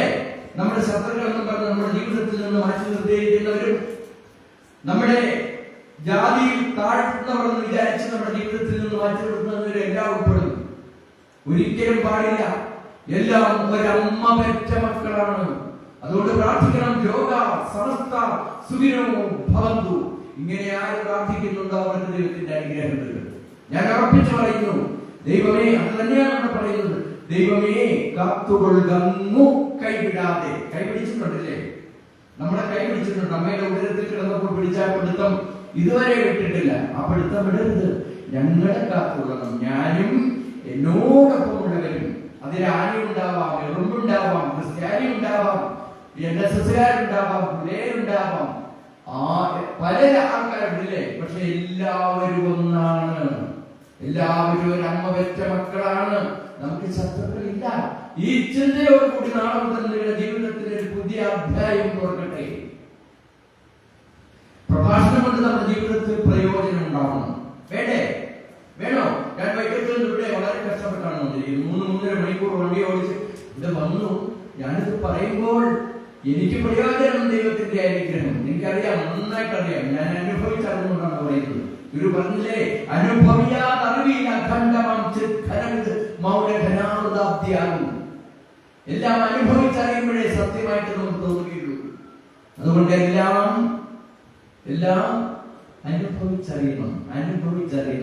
അനുഭവിച്ചറിയുന്നതാണ് സത്യം. വീണ്ടും ഞാൻ ചോദിക്കുന്നു, ബോറടിക്കുന്നുണ്ടോ? ഗുരുവിന്റെ കാതലായ ഭാഗങ്ങൾ തന്നുകൊണ്ട് ഞാൻ എന്റെ വിഷയം വഴിയില്ലേ, ഗുരു അരുളിയ വഴികൾ കറക്റ്റ് എനിക്ക് തന്ന വിഷയത്തിൽ നിന്ന് ഞാൻ ഇതുവരെ വിട്ടുപോയില്ല. പോയോ സാറേ? പോയില്ല. എനിക്ക് തന്ന വിഷയത്തിൽ അധിഷ്ഠിതമായി നിറഞ്ഞു നിന്നുകൊണ്ടാണ് ഞാൻ നിങ്ങൾക്ക് പറഞ്ഞു തരുന്നത്. ഒരാൾ എഴുന്നേറ്റ് പോകുമ്പോൾ എനിക്കറിയാം എന്ത് പറ്റി, ആ വിഷം അത് ഇവിടെ ഞാൻ പ്രയാസം ഉണ്ടായി എന്നറിയുമ്പോഴാണ് ഞാൻ പതി ചുരുക്കി കൊണ്ടുവരുന്നത്. കാരണം എനിക്ക് ഈ വേദികൾ കയറി എനിക്ക് നല്ല അക്കാര്യത്തിൽ നല്ല ഒരു ധാരണയാണ്. ഒരു വേദി ഇരിക്കുന്ന ആളുകൾ എനിക്കറിയാം, മതിയായില്ല, പോരാ എന്ന് എനിക്കറിയാം. അതേസമയത്ത് എന്തെങ്കിലും ഒരു പ്രയാസം വന്നാൽ അതും എനിക്കറിയാം. അപ്പൊ ഞാൻ എന്ത് ചെയ്യുന്നറിയാമോ, പതി ചുരുക്കിട്ട് ഇവിടെ എനിക്ക് ചുരുക്കാൻ തോന്നുന്നില്ല. എല്ലാവരുടെയും കണ്ണുകൾ എന്റെ മുഖത്തേക്കാണ്. ആണോ? എല്ലാവരും എന്നെ നോക്കിക്കൊണ്ട് തന്നെയാണ് ഇരിക്കുന്നത്. അപ്പൊ ഇത്രയും നേരം ഞാൻ ഒരുപാട് വഴികൾ നിങ്ങൾക്ക് വെട്ടി തന്നോ? ഒട്ടനവധി വഴികൾ നിങ്ങൾക്ക് ഞാൻ വെട്ടി തുറന്നു തന്നു. ഇന്നല്ലെങ്കിൽ നാളെ നമ്മൾ എങ്ങോട്ട് പോകും? നമ്മൾ മരണത്തിലേക്ക് പോകും. ഇന്നല്ല ഞാൻ എന്നെ ക്ഷണിച്ച സാറ് എന്റെ ആത്മമിത്രം ഞാൻ സംബോധന ചെയ്ത് വിദ്യയിലേക്ക് വരികയാണ്. അപ്പോൾ സാറേ നമസ്തേ. വെള്ളാപ്പള്ളിയിലായിരുന്നു അല്ലേ സാർ? ഞാനിന്ന് അവിടെ ഒരു 2 മണിവരെ ക്ലാസ്സിലായിരുന്നു. വേറൊരു കാര്യമില്ല, ഞാൻ ഫോണിലൂടെ പറഞ്ഞത്. അപ്പോ നമ്മുടെ മനുഷ്യത്വം നമ്മുടെ ജീവിതത്തിലേക്ക് മനുഷ്യത്വം എന്ന വികാരം എത്തിച്ചു തന്നുകൊണ്ട് ഈ കൂട്ടായ്മ ഒന്ന് ആലോചിച്ച് നോക്കിയേ. ഞാൻ വന്നപ്പോഴേ പറഞ്ഞില്ലേ, ഒരു 30 വർഷങ്ങൾക്ക് മുമ്പ് അല്ലെങ്കിൽ ഒരു 50 വർഷങ്ങൾക്ക് മുമ്പ് നമുക്ക് ഇതുപോലെ കൂടിയിരിക്കാൻ പറ്റിയിട്ടുണ്ടോ? വേണ്ട. കൂടിയിരിക്കാൻ നമുക്ക് തോന്നിയിട്ടുണ്ടോ? നോ. കാരണം അതിന്റെ ആവശ്യം നമുക്കില്ലായിരുന്നു. അതുകൊണ്ട് ഉള്ള പ്രയോജനത്തെ കുറിച്ച് നമുക്ക് അറിയത്തില്ലായിരുന്നു. അപ്പൊ എല്ലാം നമുക്ക് തന്നത് ഗുരുവിന്റെ ഈ ജന്മമല്ലേ? ഗുരു ജന്മമാണെന്ന് പറഞ്ഞാൽ ഗുരു കഠിനമായ തപസ്സിലൂടെ ആത്മജ്ഞാനം നേടി അതുമായി വെറുതെ ഇരുന്നില്ല. തനിക്ക് കിട്ടിയ ആത്മജ്ഞാനത്തിന്റെ അനുഭൂതി ഇന്ന് നമ്മൾ കാണുന്ന മറ്റുള്ള സന്യാസിമാരെ പോലെ മഹാഗുരുവിന് വേണമെങ്കിൽ അങ്ങനെ ഇരിക്കാമായിരുന്നു. പക്ഷെ ഇരുന്നില്ല. കാരണം എന്താണെന്നറിയാമോ? സുബ്രഹ്മണ്യ കീർത്തനത്തിന്റെ 12ാമത്തെ ശ്ലോകം ഞാൻ പറയുന്നതൊക്കെ ഗുരുവിലൂടെ തന്നെയാണ് നിങ്ങളെ ഗുരുവിനെ കാണിച്ചു തരുന്നത്. ഞാൻ എപ്പോഴും പറയും, ശ്രീനാരായണ ഗുരുവിനെ അറിയണമെങ്കിൽ, പഠിക്കണമെങ്കിൽ, മനനം ചെയ്യണമെങ്കിൽ, ഉൾക്കൊള്ളണമെങ്കിൽ ഗുരുവിലൂടെ തന്നെ അറിയണം. ഗുരുവിലൂടെ തന്നെ അറിയണമെന്ന് പറഞ്ഞാൽ ഗുരുകൃതികൾ മാത്രമേ ഉള്ളൂ. അതിനെ മറ്റുള്ളവരൊക്കെ പറയുന്നത് പൊടിപ്പും കക്കലും വെച്ചാണ്. മഹാഗുരുവിനെ കുറിച്ച് അനേകം കഥാകാരന്മാര് ഒരുപാട് ലിറ്ററേച്ചർ നമുക്ക് തന്നിട്ടുണ്ട്. പക്ഷെ അതൊന്നും പരിപൂർണമായി നമുക്ക് വിശ്വസിക്കാൻ പറ്റില്ല. അതൊക്കെ അവരുടെ ആ കഴിവ് മറ്റുള്ളവരെ മനസ്സിലാക്കാൻ വേണ്ടിയിട്ട് പൊടിപ്പും തമ്മിൽ വെച്ച് ഗുരുവിലില്ലാത്ത കാര്യങ്ങൾ വരെ ഉണ്ട് എന്ന് പറഞ്ഞ് നമ്മളെ തെറ്റിദ്ധരിപ്പിക്കുന്ന ഒത്തിരി കഥാകാരന്മാരിവിടെ ഉണ്ട്. അതേ സമയത്ത് ഗുരു നേരിട്ട് വന്നെന്ന് നമ്മുടെ മുന്നിൽ എന്ന് പറയുകയാണ്, ഞാൻ കഠിനമായ ത്യാഗമൊക്കെ സഹിച്ച് സന്യാസം സ്വീകരിച്ചു, അറിവ് നേടി ബ്രഹ്മമായി, ചൈതന്യമായി, ഈശ്വരനായി മാറിയിട്ടുണ്ടെങ്കിൽ അത് ആ അനുഭവം അല്ലെങ്കിൽ അതിൽ നിന്ന് കിട്ടുന്ന ആനന്ദത്തിൽ ഒഴുകിയിരിക്കാനല്ല ഞാൻ തീരുമാനിച്ചത്. സുബ്രഹ്മണ്യ കീർത്തനത്തിന്റെ 12ാമത്തെ ശ്ലോകം പഠിക്കുമ്പോൾ നമുക്ക് മനസ്സിലാകും. സ്പഷ്ടം രാമങ്ങു നീങ്ങി, ഗുരുവിന്റെ വാക്കുകൾ, സ്പഷ്ടം രാമങ്ങു നീങ്ങി, ദിനകരഹൃദയം ചെയ്തു ചന്ദ്രൻ മറഞ്ഞു, തട്ടി തട്ടി പെരുക്കി പെരുവിളിയതിലാക്കിയിടുവാൻ പിന്നെയാട്ടെ. വീണ്ടും പറയുന്നു, കഷ്ടം ദീനം പിടിച്ചോ, മതിരയത് കുടിച്ചോ കിടക്കുന്ന ലോകർക്ക്, ഉദ്ദിഷ്ടോദ്ദിഷ്ട ശീഘ്രം നദിയിൽ മുഴുകുവാൻ കാലമായി വന്നതിപ്പോൾ. മഹാഗുരുവിനെ ഇന്ന് നമ്മൾ അറിയുന്നുണ്ടെങ്കിൽ, മഹാഗുരുവിന്റെ നാമധേയത്തിൽ പരിപൂർണമായി നമ്മൾ വിശ്വാസം, അടിയുറച്ച വിശ്വാസത്തോടുകൂടി, കാതലായ വിശ്വാസത്തോടുകൂടി ഗുരുവിന്റെ പിന്നാലെ നമ്മൾ പോകുന്നുണ്ടെങ്കിൽ, അറിവായ മഹാഗുരുവിനെ നമ്മുടെ ഹൃദയത്തോട് നമ്മൾ ചേർത്ത് നിർത്തുന്നുണ്ടെങ്കിൽ, ഈ ഒരു വെളിപ്പെടുത്തൽ, ഈ ഒരു സാക്ഷ്യപ്പെടുത്തൽ ഒരു ശ്രീനാരായണീയനെ സംബന്ധിച്ചിടത്തോളം അതിപ്രധാനമായ ഒരു കാര്യമാണ്. ഒരു ലോകത്തോട് പറഞ്ഞത് എന്താണ്? സ്പഷ്ടം രാമങ്ങു നീങ്ങി. അതായത് കഠിനമായ അന്വേഷണത്തോടുകൂടിയുള്ള സന്യാസം, അതിലൂടെ ലഭിച്ച ആത്മജ്ഞാനത്തിന്റെ നിർവൃതി, അതൊക്കെ മാറ്റി നിർത്തുകയാണ് തൽക്കാലം. ആ അനുഭൂതിയും ആ നിർവൃതിയും ആ പരമാനന്ദവും ഞാനിപ്പോൾ ആഗ്രഹിക്കുന്നില്ല. മറിച്ച് എന്റെ മുമ്പിൽ കഷ്ടം ദീനം പിടിച്ചും മധുര കുടിച്ചും ജീവിതത്തിൽ സമാധാനമില്ലാത്ത, സ്വാതന്ത്ര്യമില്ലാത്ത ഒരു പറ്റം ജനങ്ങൾ ജാതിയുടെ പേരിൽ, മതത്തിന്റെ പേരിൽ, ഉച്ചനീചത്വങ്ങളുടെ പേരിൽ ജീവിതം തന്നെ ഇല്ലാതെയായി, ജീവിതം താറുമാറായി ദുഃഖ സമുദ്രത്തിൽ കിടക്കുന്നവരെ കൈപിടിച്ചുയർത്തണം. അതായിരിക്കും എന്റെ ജീവിതത്തിന്റെ ലക്ഷ്യം. ഇനി മുന്നോട്ടുള്ള എന്റെ ജീവിതത്തിന്റെ ലക്ഷ്യം എന്തായിരിക്കും? കഷ്ടം ദീനം പിടിച്ചോ, മതിരയത് പിടിച്ചോ കിടക്കുന്ന ലോകർക്ക് ഉദ്ദിഷ്ടോദ്ദിഷ്ട ശീഘ്രം നദിയിൽ മുഴുകുവാൻ കാലമായി വന്നതിപ്പോൾ എന്ന് ഉച്ചയിത്തവരം പറഞ്ഞുകൊണ്ട് തനിക്ക് കിട്ടിയ അറിവ് ലോകത്തിന് നൽകിയിട്ടുണ്ട്. ഞാൻ ഇടയ്ക്ക് പറഞ്ഞു, ക്ഷേത്ര പ്രതിഷ്ഠകളിലൂടെ നമ്മൾ സംസ്കരിച്ചെടുത്തു. ക്ഷേത്ര പ്രതിഷ്ഠകൾ, ആദ്യത്തെ പ്രതിഷ്ഠകൾ നിങ്ങൾക്ക് അറിയാമല്ലോ, 1788 ആദ്യത്തെ ശിവപ്രതിഷ്ഠയിലൂടെ അവസാനത്തെ പ്രതിഷ്ഠ, അവസാനമായി നിൽക്കുന്ന പ്രതിഷ്ഠ ആ മണ്ണിലാണ് ജന്മം കൊണ്ടത്. നിങ്ങളൊക്കെ വന്നിട്ടുണ്ട്. എവിടെയാണ് അവസാനത്തെ പ്രതിഷ്ഠ? അവസാനത്തെ പ്രണവ പ്രതിഷ്ഠ നടന്നത് ഉല്ലല ഓംകാരേശ്വരം ക്ഷേത്രം. എന്റെ വീടുതലെയാണ്, സാറിനറിയാം, പലർക്കും അറിയാം. ഗുരുവിന്റെ പാദസ്പർശനമേറ്റ പവിത്രമായ ഭൂമിയിൽ ജനിക്കാൻ സാധിച്ചതിന്റെ ഒരു മഹത്വമായിരിക്കാം.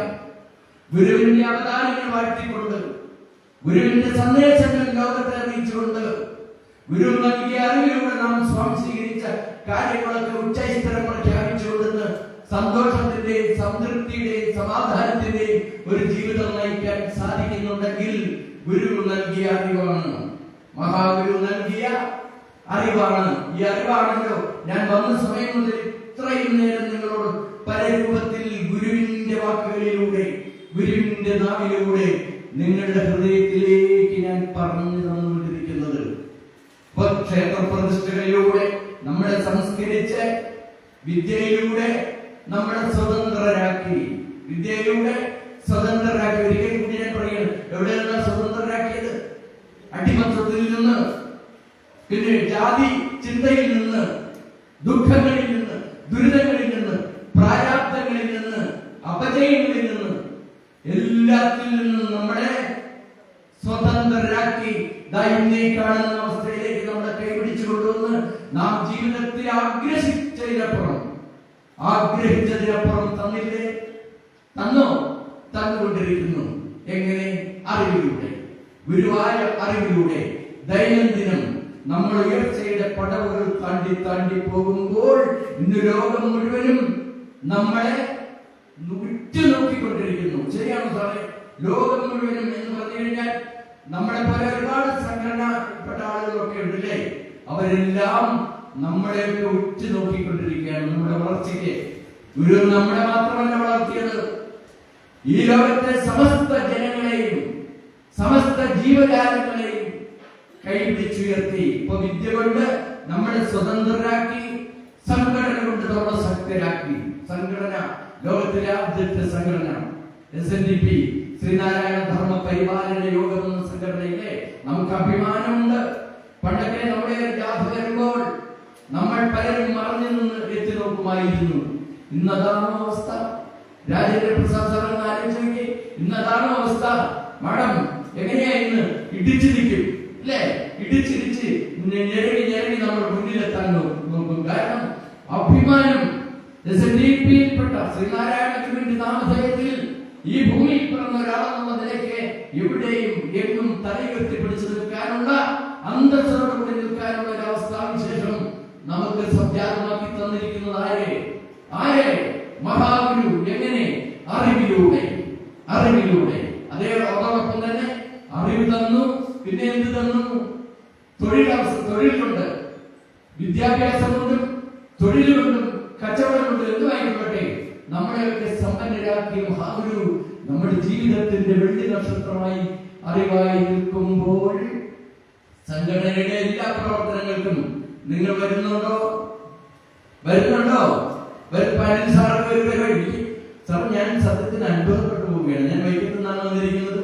വൈക്കം എന്ന് പറയുന്നത് ഗുരുവിന്റെ വലിയ ആരാധകരുടെ സ്ഥലമാണെങ്കിൽ പോലും എനിക്ക് പറയുന്നതിന് ഒരു മടിയുമില്ല. ഇതുപോലൊരു വേദി ഗുരുവിന്റെ അനുഗ്രഹത്താൽ സന്തോഷത്തിന്റെ, സംതൃപ്തിയുടെ, അഭിവൃദ്ധിയുടെ ഇതുപോലുള്ളൊരു വേദി എനിക്ക് കാണാൻ സാധിക്കുന്നില്ല. ഞാൻ ഒരുപാട് സന്തോഷത്തിലാണ്. സാറേ, പണ്ട് ഞാൻ സാറിനോട് ഒരു വാക്ക് പറഞ്ഞിട്ടുണ്ടായിരുന്നു. സാറേ, എന്നോട് വിളിച്ചിട്ട് ചോദിക്കും, 27-ാം തീയതി പരിപാടി ഉണ്ടോ? അപ്പൊ ഞാൻ പറയും, 27-ാം തീയതി പരിപാടി ഉണ്ടാവട്ടെ, ഉണ്ടാവാതിരിക്കട്ടെ. സാറിനെ വിളിച്ചു കഴിഞ്ഞാൽ എന്ത് പരിപാടി ഉണ്ടെങ്കിലും ഞാൻ എല്ലാ തിരക്കുകളും മാറ്റിവെച്ചുകൊണ്ട്, അല്ലെങ്കിൽ പകരക്കാരെ വിട്ടുകൊണ്ട് ഞാൻ സന്തോഷത്തോടെ, അഭിമാനത്തോടു കൂടി വരുന്നുണ്ടെങ്കിൽ, വന്നുകൊണ്ടിരിക്കുന്നുണ്ടെങ്കിൽ, ഈ സ്നേഹവും, ഈ കൂട്ടായ്മയും, ഈ സന്തോഷവും ഇത് കേൾക്കാൻ ഇങ്ങനെ കാതുകൾ കൂർപ്പിച്ചു വെച്ചിരിക്കുകയാണ്. ഗുരുവിനെ കുറിച്ച് കേൾക്കുന്തോറും അറിയുന്തോറും നിങ്ങൾ ജിജ്ഞാസകളായി മാറിക്കൊണ്ടിരിക്കുകയാണ്. ഈ ജിജ്ഞാസയാണ് നിങ്ങളുടെ ഉയർച്ചയ്ക്ക് കാരണമായിരിക്കുന്നത്. ജിജ്ഞാസ, ഇംഗ്ലീഷിൽ പറഞ്ഞ curiosity is the positive motive for action. ഇനിയും അറിയണം, ഇനിയും കേൾക്കണം. ഞങ്ങൾക്ക് ഗുരുവിൽ നിറയണം. വിശ്വാസമല്ല, ഞാൻ ആദ്യം പറഞ്ഞു, വിശ്വാസം ആർക്ക് വരുന്നോ അവിടെ തീർന്നു. വിശ്വാസം വന്നു കഴിഞ്ഞാൽ ഗുരു ഉണ്ടോ, ഗുരു ഇല്ലയോ എന്ന് സംശയം ഉണ്ടാകും. അതുകൊണ്ടാണ് ചില ആൾക്കാർ ചോദിക്കുന്നത്, ശ്രീനാരായണ ഗുരു ഉണ്ടോ ഇല്ലയോ എന്നൊക്കെ അവർക്ക് ഇപ്പോഴും സംശയം. അങ്ങനെ സംശയിക്കേണ്ട. വിശ്വാസമല്ല വേണ്ടത്. പിന്നെ എന്ത് വേണം? വീണ്ടും ഞാൻ പറയുന്നു, എന്ത് വേണം? ഭക്തി വേണം. അടിയുറച്ച ഭക്തി വേണം. അടിയുറച്ച ഭക്തി വേണമെങ്കിൽ അറിവ് വേണം. അറിവാണ് ഗുരു. നാം ശരീരമല്ല, അറിവാകുന്നു. ശരീരം ഉണ്ടാകുന്നതിന് മുൻപിലും ഞാൻ ഉണ്ടായിരുന്നു. ഇത് പോയാലും നാം ഇപ്രകാരം കത്തിച്ച് ജ്വലിച്ചുകൊണ്ട് നിൽക്കും എന്ന് ഗുരു നമ്മളോട് പറഞ്ഞില്ലേ? ഞാനല്ലല്ലോ പറയുന്നത്, അല്ലെങ്കിൽ മറ്റാരും അല്ലല്ലോ പറയുന്നത്. ഗുരു തന്നെ നമ്മുടെ മുന്നിലേക്ക് അറിയുമെന്ന് നേരിട്ട് പറയുകയാണ്. ഇതൊക്കെ ഇല്ലാതെ പോയാലും, എന്റെ ശരീരവും ഞാൻ ഇവിടെ ചെയ്തു കൂട്ടിയതൊക്കെ ഇല്ലാതെ പോയാലും അറിവെന്ന് പറയുന്ന ഒരു സാധനം നിങ്ങളുടെ മനസ്സിലേക്ക് തന്നിട്ടുണ്ട്. അതിന് മാറ്റമില്ല. അത് മായാതെ മറയാതെ എന്നെന്നും ശാശ്വതമായി നീ സത്യം, ജ്ഞാനം, ആനന്ദം വർത്തമാനകാലത്തിലും ഭാവികാലത്തിലും ഭൂതകാലത്തിലും ഒക്കെ മഹാഗുരു എന്നെന്നും നമ്മളോടൊപ്പം ഉണ്ടാവും. മഹാഗുരു നിറഞ്ഞു നിൽക്കുന്നു എന്ന വലിയ വലിയ സത്യം നിങ്ങളെ ഒരിക്കൽ കൂടി ബോധ്യപ്പെടുത്തിക്കൊണ്ട് ഇനിയും എനിക്ക് പറയുവാൻ ഒട്ടനവധി എന്റെ ഒരു മാസ്റ്റർ പീസായ ഒരു കാര്യം നിങ്ങൾക്ക് പറഞ്ഞു തരാനുണ്ടായിരുന്നു. പക്ഷേ പറയണോ സാറേ, നമ്മുടെ സെക്രട്ടറി പ്രസിഡന്റ് 5 മിനിറ്റ് അതിനോടൊന്ന് പറഞ്ഞു മാസ്റ്റർ പീസായ കാര്യം. കാരണം അത് കേൾക്കുന്തോറും കേട്ട്, അതായത് നിരന്തരം കേൾക്കുന്തോറും നമ്മുടെ വീട് ആശ്രമമാകും.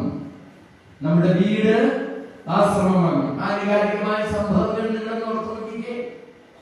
ആനുകാലികമായ സംഭവം, ഒരു അമ്മയെ മകൻ വെട്ടിക്കൊന്നിട്ട് അവൻ പറയുകയാണ്, എന്റെ ഈ കർമ്മത്തിലൂടെ ഞാൻ ചരിതാർത്ഥം നേടി, എനിക്ക് സന്തോഷമായി, എന്റെ കർമ്മം പൂർത്തിയായിരിക്കുന്നു.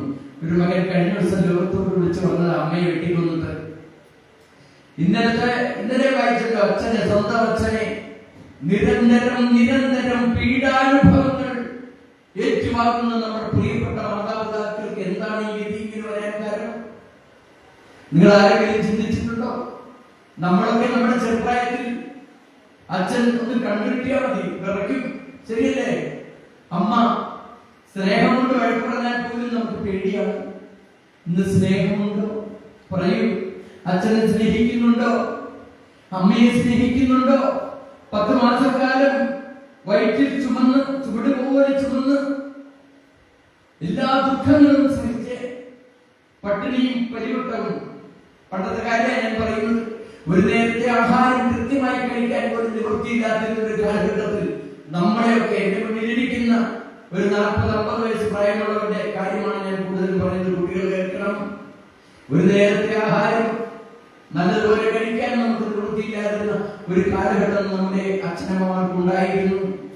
ആ കാലഘട്ടത്തിൽ ഗുരു പറഞ്ഞു തന്ന അറിവ്, വിദ്യാഭ്യാസം, ശുചിത്വം, ഈശ്വരഭക്തി, സംഘടന, കൃഷി, കച്ചവടം, ശാസ്ത്ര സാങ്കേതിക പരിജ്ഞാനം, കൈത്തൊഴിൽ, ഇതിലൂടെ നിങ്ങൾ വളർച്ച നേടണം എന്ന് ഗുരു അരുളി ചെയ്തപ്പോൾ നമ്മുടെ മാതാപിതാക്കൾക്ക് അത് പരിപൂർണമായി ഉൾക്കൊള്ളാൻ സാധിച്ചിരുന്നില്ല എങ്കിൽ വിദ്യാഭ്യാസം എന്ന വാക്ക് അവരുടെ സ്മൃതിപഥത്തിൽ ഇങ്ങനെ നേടിച്ചേർന്നു. വിദ്യാഭ്യാസം, മക്കൾക്ക് വിദ്യാഭ്യാസം കൊടുക്കണം. അതിനുവേണ്ടി നമ്മുടെ മാതാപിതാക്കൾ സഹിച്ച സഹനം എത്ര വലുതായിരുന്നു. പുതുതലമുറ എന്നറിയണം. ഒരു നേരം വയർ നിറച്ചാഹാരം കഴിക്കാനില്ലാതെ കുട്ടികൊണ്ടിരിക്കുന്നത് ആലോചിച്ച് നോക്കിക്കേ. അമ്മയെ സ്നേഹിക്കുന്നുണ്ടോ? അച്ഛനെ സ്നേഹിക്കുന്നുണ്ടോ? മക്കൾ സഹോദരന്മാരെ സ്നേഹിക്കുന്നുണ്ടോ? അവരൊക്കെ ഒരു തുരുത്തുകളിൽ, വീടിന്റെ ഏതെങ്കിലും ഒരു മുറി, അടച്ചിട്ട മുറിയിൽ കമ്പ്യൂട്ടറിന്റെയും അതേപോലെ മൊബൈലിന്റെയും ഒക്കെ സഹപാഠിയായി തീർന്നുകൊണ്ട് വേണ്ടതും വേണ്ടാത്തതുമായ കാര്യങ്ങളിൽ ഇടപെട്ട് അവരുടെ മനസ്സും മരവിച്ച് മൃഗതുല്യമായ ഒരവസ്ഥയിലേക്ക് മാറിയിരിക്കുകയാണ്. കഷ്ടപ്പെട്ട് വളർത്തിക്കൊണ്ടുവരുന്ന മാതാപിതാക്കൾ അവരുടെ ഒരു സാന്നിധ്യം ലഭിക്കുവാൻ, അവരിൽ നിന്ന് അമ്മേ, അച്ഛ എന്നുള്ളൊരു വിളി കേൾക്കുവാൻ കൊതിക്കുന്ന എത്ര മാതാപിതാക്കൾ നമ്മുടെ ഭവനങ്ങളിലുണ്ട്. നമ്മളിതൊക്കെ അറിയണം. ശ്രീനാരായണ ധർമ്മത്തെക്കുറിച്ചും ശ്രീനാരായണ ഗുരു വെട്ടിത്തുറന്നിട്ട വഴികളെ കുറിച്ചും ഒക്കെ നമ്മൾ പഠിക്കുമ്പോഴും നമ്മുടെ മക്കൾ ഇതുപോലുള്ള വേദികളിലേക്ക് അപൂർവമായ ചിലർ മാത്രമേ വരാറുള്ളൂ. അങ്ങനെയുള്ള മക്കൾ നമ്മുടെ ഭാഗ്യമായിട്ട് കരുതണം. മറ്റുള്ളവരൊക്കെ ഈ സമയത്ത് മദ്യത്തിന്റെയും മയക്കുമരുന്നിന്റെയും, എനിക്ക് തോന്നുന്നു പത്രത്തിലൂടെയും മീഡിയയിലൂടെ നമ്മൾ ഒന്നറിയണം, ഏറ്റവും കൂടുതൽ മദ്യവും അതുപോലെ ലഹരി മരുന്നുകൾ ഉപയോഗിക്കുന്ന ആരാണെന്ന് അറിയാമോ? ആൺകുട്ടികളെക്കാൾ കൂടുതൽ ഇന്ന് പെൺകുട്ടികളാണ്. നമ്മൾ അറിയുന്നില്ല. നമ്മൾ അറിയണം ഈ കാര്യങ്ങളൊക്കെ. ഇതുപോലുള്ള വേദികളിലേക്ക് അവർ കൈപിടിച്ചു കൊണ്ടുവരണം, കേൾപ്പിക്കണം. അച്ഛൻ ആരാണ്, അമ്മ ആരാണ്, എന്തായിരുന്നു അവരുടെ അവസ്ഥ, ഇതൊക്കെയായിരുന്നു മനസ്സിലാക്കണം നമ്മുടെ കുട്ടികൾ. അച്ഛന്റെയും അമ്മയുടെയും ജീവിതാനുഭവങ്ങൾ, അവരുടെ കഷ്ടപ്പാടിന്റെ ദുരിതത്തിന്റെ ആ കഥകൾ മക്കൾക്ക് പറഞ്ഞു കൊടുക്കണം. ഇതൊന്നും കേൾക്കാൻ മക്കൾ വന്നിരിക്കില്ല, എനിക്കറിയാം. അതൊന്നും മക്കൾക്ക് കേൾക്കേണ്ട. സമയം കിട്ടുമ്പോൾ വാക്കുകൊണ്ട് പ്രവൃത്തി കൊണ്ട് മാതാപിതാക്കളെ വേദനിപ്പിക്കുക മാത്രമല്ല, അച്ഛനെ കൊല്ലാനോ അമ്മയെ കൊല്ലാനോ മടിയില്ലാത്ത പൊതുസമൂഹമേ നിങ്ങൾ കരുതിയിരുന്നോളൂ. ഇതിനേക്കാൾ മോശമായ ഒരവസ്ഥയായിരിക്കും നാളെ നിങ്ങളുടെ ജീവിതത്തിൽ വരാൻ പോകുന്നത് എന്ന് മനസ്സിലാക്കിക്കൊണ്ട് മാതാപിതാക്കളെ വഴി പോലെ സംരക്ഷിക്കാൻ നിങ്ങൾ ബദ്ധശ്രദ്ധാലുക്കളായിരിക്കണം. അച്ഛനും അമ്മയും ജീവിതത്തിന്റെ ഭാഗ്യമാണ്. അച്ഛനും അമ്മയും ജീവിതത്തിന്റെ സ്വർഗമാണ്. അതുകൊണ്ടാണ് ഗുരു പഠിപ്പിച്ചത് മാതാപിതാക്കളെ വഴി പോലെ സംരക്ഷിക്കുക. അമ്മ നമ്മുടെ ദേവതയാണ്. നമ്മുടെ സങ്കടങ്ങൾ നമ്മൾ ആരോടാണ് പറഞ്ഞത്? നമ്മുടെ അച്ഛനോട് പറയുന്നതിനേക്കാൾ കൂടുതൽ നമ്മുടെ അമ്മയോടല്ലേ? ഇല്ലേ? മാതൃദേവോ ഭവ, പിതൃദേവോ ഭവ എന്നല്ല ആദ്യം പഠിപ്പിച്ചത്. മാതൃദേവോ ഭവ. അമ്മ നമ്മുടെ സ്വർഗമാണ്. ആ അമ്മ നഷ്ടപ്പെട്ടു കഴിഞ്ഞാൽ എന്തെല്ലാം മുടക്കിയാലും എത്ര കോടി ചെലവാക്കിയാലും സ്നേഹമയ്യായ നമ്മുടെ അമ്മയെ ഒരിക്കൽ പോലും നമുക്ക് തിരിച്ചു കിട്ടില്ല. നമ്മുടെ അച്ഛനെ ഒരിക്കൽ പോലും നമുക്ക് തിരിച്ചു കിട്ടില്ല എന്ന് മനസ്സിലാക്കിക്കൊണ്ട് മാതാപിതാക്കൾക്ക് അവരാഗ്രഹിച്ചതിനപ്പുറം സ്നേഹം, സാന്നിധ്യം കൊണ്ട്, വാക്കുകൊണ്ട്, പ്രവൃത്തി കൊണ്ട് അവർക്ക് അവരാഗ്രഹിച്ചതിനപ്പുറം നൽകി അവർ നമ്മളെ വിട്ടുപിരിയുമ്പോൾ ആത്മാവിന്റെ ഊർജ്ജതയ്ക്ക് വേണ്ടി 16 ദിവസം കർമ്മം ചെയ്തില്ലെങ്കിലും ഗുരുവിനോട് പ്രാർത്ഥിക്കുക, എന്റെ മാതാപിതാക്കളുടെ ആത്മാവിന് ഊർജ്ജത കിട്ടണമേ എന്ന് പ്രാർത്ഥിക്കുന്ന മക്കളെ, നിങ്ങൾക്ക് അതിന്റെ 10,000 മടങ്ങ് നന്മയുടെ പ്രതിരൂപങ്ങളായ മക്കൾ, കുഞ്ഞുങ്ങൾ നിങ്ങൾക്ക് പിറക്കും എന്ന കാര്യത്തിൽ സംശയമില്ല എന്ന് നിങ്ങളെ ബോധ്യപ്പെടുത്തിക്കൊണ്ട് മഹാഗുരു ശ്രീനാരായണ ധർമ്മത്തിലൂടെ തന്നിരിക്കുന്ന 5 ധർമ്മങ്ങളിൽ ഒരു ധർമ്മത്തിന്റെ ഒരു അംശം മാത്രമേ ഞാൻ നിങ്ങൾക്കൂടെ പറഞ്ഞു തന്നിട്ടുള്ളൂ. ബാക്കിയുള്ള കാര്യങ്ങൾ ഒട്ടനവധിയുണ്ട്. അത് കേൾക്കുവാനും അതേക്കുറിച്ച് ചിന്തിക്കുവാനും ഒക്കെ ഇനിയും അവസരങ്ങൾ തരും എന്ന് ഞാൻ പൂർണ്ണമായി പ്രതീക്ഷിച്ചുകൊണ്ട്, ആഗ്രഹിച്ചുകൊണ്ട്, വിശ്വസിച്ചുകൊണ്ട് എന്നെ ഈ വേദിയിലേക്ക് ക്ഷണിച്ച അനിൽ പി ശ്രേയൻ സാറിനും ശാഖയുടെ പ്രസിഡന്റിനും ശാഖയുടെ സെക്രട്ടറിക്കും ജോയിന്റ് കൺവീനർക്കും മറ്റു ഭാരവാഹികൾക്ക് എല്ലാവർക്കും, ഈ യൂണിയന്റെ ചെയർമാനും മറ്റെല്ലാ ഭാരവാഹികൾക്കും എന്നെ ഇത്രയും നേരം ഒരു ചലനം പോലും ഇല്ലാതെ പരിപൂർണമായി ശ്രദ്ധയോടുകൂടി ഈ വേദിയിൽ ഇരുന്നുകൊണ്ട് ഗുരുവിലൂടെ തന്നെ ഗുരുവിനെ അറിയാൻ ശ്രമിച്ച നിങ്ങൾക്ക് എല്ലാവർക്കും എല്ലാ നന്മകളും, ഭാവി ജീവിതത്തിൽ എല്ലാ സമാധാനവും, എല്ലാ നല്ല ചിന്തകളും വന്നു ചേരട്ടെ എന്ന് ആത്മാർത്ഥമായി ആഗ്രഹിക്കുന്നു. അറിവായ ഗുരു നിങ്ങളുടെ കണ്ണു തുറപ്പിക്കട്ടെ, നിങ്ങളുടെ ദുഃഖങ്ങൾ എല്ലാം തീർക്കട്ടെ എന്ന് ഒരിക്കൽ കൂടി പറഞ്ഞുകൊണ്ട് എന്റെ മുന്നിലിരിക്കുന്ന നിങ്ങൾക്കും എന്നെ ശ്രമിച്ച പരിസരവാസികൾക്കും നാനാജാതി മതസ്ഥർക്കും പക്ഷിപർവ്വജാലങ്ങൾക്കെല്ലാം സർവ്വജീവജാലങ്ങൾക്കും ഗുരുവിന്റെ അനുഗ്രഹത്താൽ എല്ലാവിധ ഭാവുകങ്ങളും എല്ലാവിധ നന്മകളും വന്നു ചേരട്ടെ എന്ന് ആഗ്രഹിച്ചുകൊണ്ട് നിർത്തുന്നു. നന്ദി, നമസ്കാരം. ഗുരുധർമ്മം ജീവിക്കട്ടെ.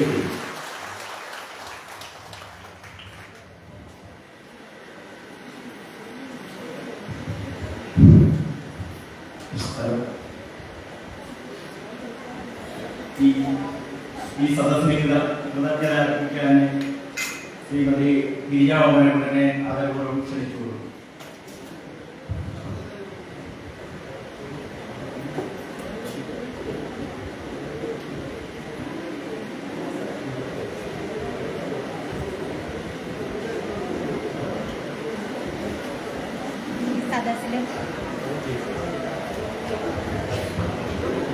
ഈ സദസ്സിലും വേദിയിലിരിക്കുന്ന ഇത്രയും ബഹുമാനിയായ എല്ലാവർക്കും എന്റെ നമസ്കാരം. നമ്മുടെ കൺവെൻഷൻ ഇത്രയും വിജയപ്രദമാക്കുവാൻ സഹായിച്ച നമ്മുടെ നേതൃനിരയിലുള്ള മാനാർ യൂണിയന്റെ കൺവീനറായ അനിൽ സാർ അവരോടും അതുപോലെ തന്നെ മാനാർ യൂണിയന്റെ ചെയർമാനായ ഹരിലാൽ സാർ അവരോടും മുൻനിരയിൽ നിന്നുകൊണ്ട് നമുക്ക് നേതൃത്വം നൽകി അതേപടി ആ നേതൃത്വങ്ങൾ നമ്മൾ അതേപടി അനുസരിച്ചതിന്റെ ഫലമായിട്ടാണ് ഇത്രയും വിജയപ്രദമാക്കാൻ നമുക്ക് കഴിഞ്ഞത്. അതോടൊപ്പം തന്നെ യൂണിയന്റെ വനിതാ സംഘവും ഞങ്ങളോടൊപ്പം തന്നെ നിന്ന് യാത്രയും പകലുമെന്നില്ലാതെ ഞങ്ങളോടൊപ്പം ഭവന സന്ദർശനത്തിലെത്തിയും അതോടെ നോട്ടീസുകൾ വിതരണം ചെയ്യുവാനും ഞങ്ങളോടൊപ്പം നിന്ന് ഞങ്ങൾക്ക്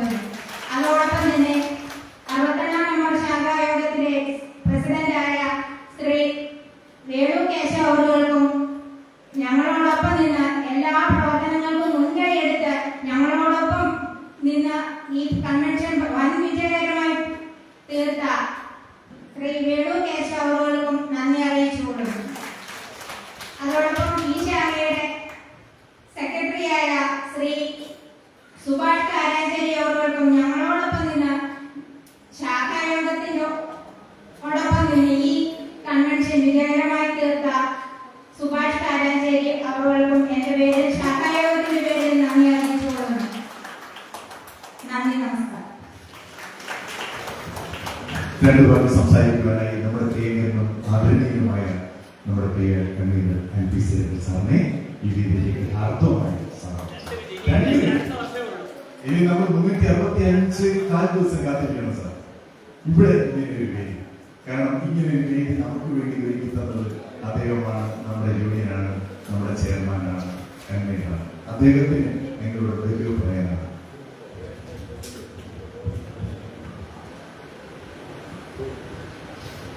ബഹുമാനിയെ നമ്മുടെ ശ്രീനാരായണ കൺവെൻഷൻ ഇതിലൂടെ പര്യവസാനിക്കുകയാണ്. സത്യം പറഞ്ഞ കൺവെൻഷൻ ഒരു വിജയമായിരുന്നു എന്ന് തന്നെയാണ് നമ്മളെല്ലാവരും മനസ്സിലാക്കുന്നത്. ഭഗവാൻ ശ്രീനാരായണ ഗുരുദേവ ഉത്പാദകളുടെ പ്രത്യേകങ്ങളുടെ രജിസ്ട്രേഷൻ സർട്ടിഫിക്കറ്റ് ലഭിച്ച നമ്മുടെ ശാഖ കുട്ടമ്പേരും വരും കാലങ്ങളിലും അത് 10 വർഷം കഴിഞ്ഞാൽ 20 വർഷം കഴിഞ്ഞാൽ 30 വർഷം കഴിഞ്ഞാൽ ഈ കൺവെൻഷൻ തുടരുകയും ഈ നാട് അറിയപ്പെടുന്നത് കുട്ടമ്പേരും എന്ന് ഗൂഗിൾ സെർച്ച് ചെയ്താൽ, നമ്മുടെ മനസ്സിൽ സെർച്ച് ചെയ്താൽ അത് ശ്രീനാരായണ കൺവെൻഷൻ്റെ നാമധേയത്തിലാകുവാൻ നമ്മളൊക്കെ ആഗ്രഹിക്കുന്നു. ഒരു പക്ഷേ നമ്മൾ ആരും തന്നെ ഇല്ലെങ്കിൽ പോലും അങ്ങ് മുകളിൽ ഇരുന്നുകൊണ്ട് നമുക്ക് കാണാൻ കഴിയുവാനാകട്ടെ എന്നൊരു പ്രാർത്ഥനയാണ് എനിക്ക് അവസരത്തിലുള്ളത്. നമ്മുടെ യൂണിയനിലെ എല്ലാ ശാഖകളിലും ശ്രീനാരായണ കൺവെൻഷൻ നടത്തുക എന്നൊരു ലക്ഷ്യമാണ് അഡ്മിനിസ്ട്രേറ്റീവ് കമ്മിറ്റി ഏറ്റെടുത്തത്. ഈ അടുത്ത കൺവെൻഷൻ എന്ന് പറയുന്നത് 7-ാം തീയതി മുട്ടയിൽ 12ാമത് മുട്ടയിൽ ശ്രീനാരായണ കൺവെൻഷനാണ് അവിടെ നടക്കാൻ 12 വർഷത്തിന് മുമ്പ് തുടങ്ങി വെച്ച കൺവെൻഷൻ. 7, 8, 9, 10, 11 തീയതികളിലായി കൺവെൻഷനും ഘോഷയാത്രയും ഒക്കെ നടത്തി അതിഗംഭീരമായ രീതിയിൽ നടത്തുന്നതിന്റെ എല്ലാ സാഹചര്യങ്ങളും അവിടെ ഉണ്ടായിട്ടുണ്ട്. അവിടുത്തെ പ്രധാനപ്പെട്ട പ്രഭാഷകര് എന്ന് പറയുന്നത് നിർമ്മലാ മോഹൻ,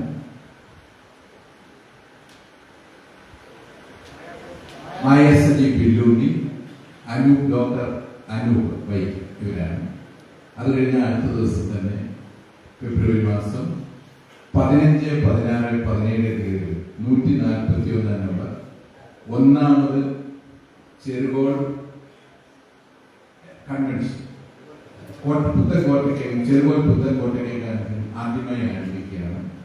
അതിന്റെ പ്രാഥമിക നടപടികളൊക്കെ ആരംഭിച്ചിട്ടുണ്ട്. അവിടെ ഡോക്ടർ MM ബഷീർ, ഏറെ പ്രിയപ്പെട്ട ശ്രീ വൈക്കം മുരളി അവരുകൾ, ഇവിടുത്തെ പോലെ തന്നെ നമ്മുടെ സൗമ്യ, ഈ 3 പ്രഭാഷകരാണ് ഉള്ളത്. തുടർന്ന് അങ്ങോട്ട് പ്രഭാഷണങ്ങൾ ആരംഭിച്ച് ഏകദേശം മെയ് മാസം അവസാനത്ത് പകുതിയോടുകൂടി തീരും. ഇതിനിടയിലെ 7 ദിവസം നീണ്ടു നിൽക്കുന്ന ശ്രീനാരായണ കൺവെൻഷൻ, അതിന്റെ 16ാമത് ശ്രീനാരായണ കൺവെൻഷൻ നമുക്കൊക്കെ മാർഗദർശിയായി പ്രവർത്തിച്ചിട്ടുള്ള ഒരു ശാഖയാണ്.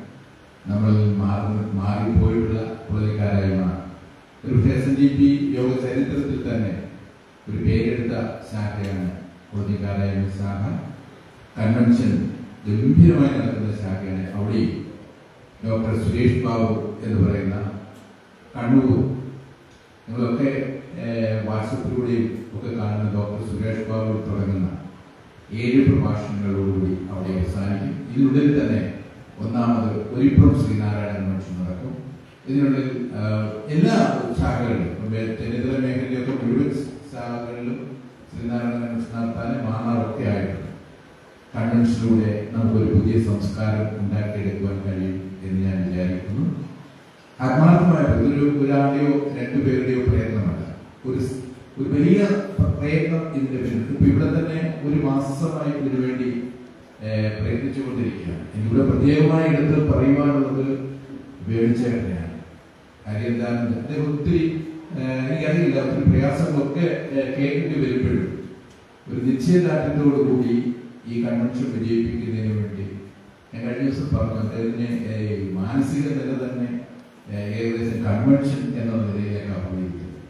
അദ്ദേഹത്തെ പ്രത്യേകമായി ഞാൻ യൂണിയന് വേണ്ടി അഭിനന്ദിക്കുന്ന കൂടി ചെയ്യുകയാണ്. ഇതൊരു പരിപാടി അല്ല, പറഞ്ഞത് നമ്മൾ ജോലി ചെയ്യുന്ന ആരാണെങ്കിലും അവരെ അംഗീകരിക്കുവാൻ നമുക്ക് കഴിയും. അത് സംഘടനാ പ്രവർത്തന രംഗത്താണെങ്കിലും മറ്റു കാര്യത്തിലാണെങ്കിൽ ഏത് കാര്യത്തിലാണ് ആ ഒരു അംഗീകാരമാണ് യൂണിയന് വേണ്ടി ഞാനിവിടെ നിർവഹിച്ചിരിക്കുന്നത്. എൻ്റെ പ്രിയപ്പെട്ട വനിതാ സംഘത്തിന്റെ പ്രവർത്തകരെ യൂണിയൻ നേതാക്കൾ, എനിക്കറിയാം അവരൊക്കെ വീടാന്തരം കയറി ഇറങ്ങിയിട്ടുണ്ട്. ഇന്നും എത്താൻ പറ്റിയില്ല. 1900 വീടുകളുണ്ട്, എല്ലായിടത്തും എത്തുവാനൊന്നും പറ്റിയില്ല. എങ്കിലും വരും കാലങ്ങളിൽ ഈ 600 വീടിന്റെ സാന്നിധ്യം ഇവിടെ ഉണ്ടാകും. അത് ഭഗവാൻ നിശ്ചയം ഉണ്ടായിരിക്കും. വരും കാലങ്ങളിൽ ഈ നാടറിയപ്പെട്ട ഒരു പ്രദേശമായി ഈ കൺവെൻഷൻ മാറും എന്നുള്ള കാര്യത്തിൽ സംശയമില്ല. കഴിഞ്ഞ കൊല്ലത്തേക്കാൾ ഒരു പടി മുന്നോട്ട് നമ്മൾ ഈ പ്രാവശ്യം വന്നിട്ടുണ്ട്. ഞാൻ ചേർത്തവയിൽ ഇരുന്നുകൊണ്ട് ഈ പ്രസംഗം കേട്ടുകൊണ്ടിരിക്കുമ്പോൾ എനിക്ക് മനസ്സിലാക്കാൻ കഴിഞ്ഞത് നമ്മുടെ സ്വാഗത പ്രസംഗം ശ്രീ വേണിച്ചേട്ടനാണെന്ന് തോന്നുന്നു പ്രസംഗിച്ചത്. അല്ല, ആരോ സംസാരിക്കുന്നു. പിന്നെ 5 ദിവസം ഞാൻ ഞങ്ങൾ അടുത്ത പ്രാവശ്യം കൺവെൻഷൻ നടത്തും എന്ന് ഈ വേദിയിൽ ഞങ്ങൾ ഇങ്ങോട്ട് വന്നപ്പോൾ ഞാൻ ചെയർമാൻ വന്നുകൊണ്ടിരുന്നു. ഈ കൺവെൻഷൻ ഈ പ്രഭാഷണം കേട്ടുകൊണ്ടാണ് വരുന്നത്. ആ സംവിധാനമൊക്കെ നമുക്ക് ഇവിടുന്ന് കണ്ടുകൊണ്ടിരിക്കുക. അപ്പം അവിടെ തൊട്ട് ഇവിടെ വരെ പരിധി വരെ ഈ കൺവെൻഷൻ ശരി രാധാകൃഷ്ണൻ ഇല്ലാതെ ഞങ്ങൾ 3 പേരുടെ ജനസംഖ്യ കാണാൻ കഴിഞ്ഞിട്ടുണ്ട്. വളരെ സന്തോഷം. ഇങ്ങനൊരു അവസരം ബഹുമാനപ്പെട്ട രാജേന്ദ്രൻ ചേട്ടൻ എന്തിനാണ് ഇവിടെ എത്തിയത് എന്ന് എനിക്കറിയില്ല. നമുക്ക് ഇതിനു വേണ്ടി പ്രവർത്തിച്ചിട്ടുള്ള ശാഖയുടെ ഭാരവാഹികള്, അതോടൊപ്പം തന്നെ മേഖലയുടെ ഭാരവാഹികൾ, നമ്മുടെ മേഖല ചെയർമാൻ, നമ്മുടെ ശാഖ അംഗം കൂടിയായ സുധിനുണ്ട്, അതുപോലെ തന്നെ നമ്മുടെ സുധാകരൻ സർക്കുണ്ട്, വനിതാ സംഘത്തിന്റെ നേതാക്കന്മാരുണ്ട്. അതിനേക്കാൾ ഉപരി ഈ പ്രദേശം എനിക്ക് എപ്പോഴും പറയാൻ കുട്ടമ്പേരൂർ എന്ന പ്രദേശം ഒത്തിരി സവിശേഷതയുള്ള പ്രദേശം. ഈഴവ സമുദായത്തെ സംബന്ധിച്ചിടത്തോളം സാംസ്കാരികമായ ഔന്നത്യത്തിൽ നിൽക്കുന്ന ഒരു പ്രദേശമായിട്ടാണ് നമ്മൾ തിരിച്ചറിഞ്ഞില്ലെങ്കിൽ നമ്മളെ മനസ്സിലാക്കുന്ന അന്യ നാട്ടുകാരൊക്കെ കണ്ടുകൊണ്ടിരിക്കും. അത് കോട്ടയത്തിൽ ചെന്നാലും അങ്ങ് എവിടെ ചെന്നാലും മാനാറെന്നൊക്കെ പറയുമ്പോൾ കുട്ടമ്പേരൂരിലെ ഈഴവ കമ്മ്യൂണിറ്റിയുടെ ഒരു പേര് വളരെ പ്രശസ്തമാണ്. കല്യാണ ആലോചനയൊക്കെ വരുമ്പോഴൊക്കെ ഈ പേര് വളരെ പ്രശസ്തമാണെന്ന് എനിക്ക് തോന്നുന്നത്. ആ രീതിയിലേക്ക്, ആ തലത്തിലേക്ക് വരും കാലങ്ങളിൽ നമ്മൾ വരണം. അതോടൊപ്പം തന്നെ യൂണിയന് വേണ്ടി ഈ കൺവെൻഷൻ നമ്മുടെ ശാഖയിൽ നിന്ന് വരുന്നതിനേക്കാൾ ആളുകൾ നമ്മുടെ മറ്റ് ശാഖകളിൽ നിന്ന് വരുന്നതായി ഒക്കെ എനിക്ക് മനസ്സിലാക്കാൻ കഴിയുന്നത്. പ്രത്യേകിച്ച് ഇന്നലെയൊക്കെ അത് വളരെ നല്ലതാണ്. അപ്പൊ ഒരു കൂട്ടായ്മ, ഒരു സംസ്കാരം നമ്മൾ ഉണ്ടാക്കിയിട്ടുണ്ട്. ഇത് അതേപോലെ തന്നെ അടുത്ത 7-ാം തീയതി മുട്ടയിലേക്ക് പോകും. അത് കഴിഞ്ഞ 15-ാം തീയതി പുത്തൻകോട്ടയ്ക്കകത്ത് പോകും. ഇങ്ങനെ പോയിക്കൊണ്ടേയിരിക്കും. അതിലൂടെ നമുക്ക് ഉണ്ടാകുന്ന ഒരു മാറ്റം. എനിക്ക് എന്റെ ജീവിതത്തെ സംബന്ധിച്ച് പറയുമ്പോൾ നമ്മുടെ ജീവിതത്തെ പറ്റി നമ്മുടെ കാണപ്പെട്ട ദൈവം നമുക്ക് തരുന്നതും കിട്ടുന്നതും ലഭിക്കുന്നതും എല്ലാം അവിടെ നാം സുദൃഢമായ വിശ്വാസത്തോടു കൂടിയാണ് നമ്മളെല്ലാം മുന്നോട്ട് പോകുന്നത്. ആത്മീയ പ്രവർത്തനത്തിന് മുൻതൂക്കം നൽകിക്കൊണ്ടുള്ള സംഘടനാശാഖയാണ് മാനാർ സഞ്ജീവൻ ആവിഷ്കരിച്ചിരിക്കുന്നത്. അതെവിടെയൊക്കെ വിജയിപ്പിക്കുവാൻ കഴിയുന്നു അവിടെ സംഘടന തഴച്ചു വളർന്ന് നമുക്ക് കാണുവാൻ കഴിയും. അതാണ് ഓരോ ശാഖകളും അവലംബിക്കേണ്ടത്. ആത്മീയ പ്രവർത്തനത്തിന് മുൻതൂക്കം നൽകിക്കൊണ്ട് ശാഖകൾ നടപ്പിലാക്കിയാൽ ആ ശാഖയെ പിടിച്ചെടുക്കാൻ കഴിയില്ല എന്ന് ഭഗവാൻ നമ്മളെ ബോധ്യപ്പെടുത്തുകയാണ്. കാരണം ഭഗവാൻ ആഗ്രഹിക്കുന്നത് തന്റെ വാക്യങ്ങൾ, തന്റെ വചനങ്ങൾ തന്റെ പഠന വിഷയമാക്കിക്കൊണ്ട് നമ്മുടെ ഹൃദയങ്ങളിലേക്ക് എത്തിക്കുക എന്നുള്ളത് യാഥാർത്ഥ്യമാകുമ്പോൾ ഭഗവാന്റെ കൃപാകടാക്ഷം നമുക്ക് ഉണ്ടാകും എന്ന് 100% നിസ്സംശയമില്ലാതെ ഒരു സംശയത്തിനും അധികമായി കാലം തെളിയിച്ചുകൊണ്ടിരിക്കുന്നു. അത് കുട്ടപ്പേരിലും നടന്നുകൊണ്ടിരിക്കുന്നു എന്നുള്ളതാണ് സത്യം. എന്റെ വാക്കുകൾ ഉപസംഹരിക്കുന്നു. നന്ദി, നമസ്കാരം.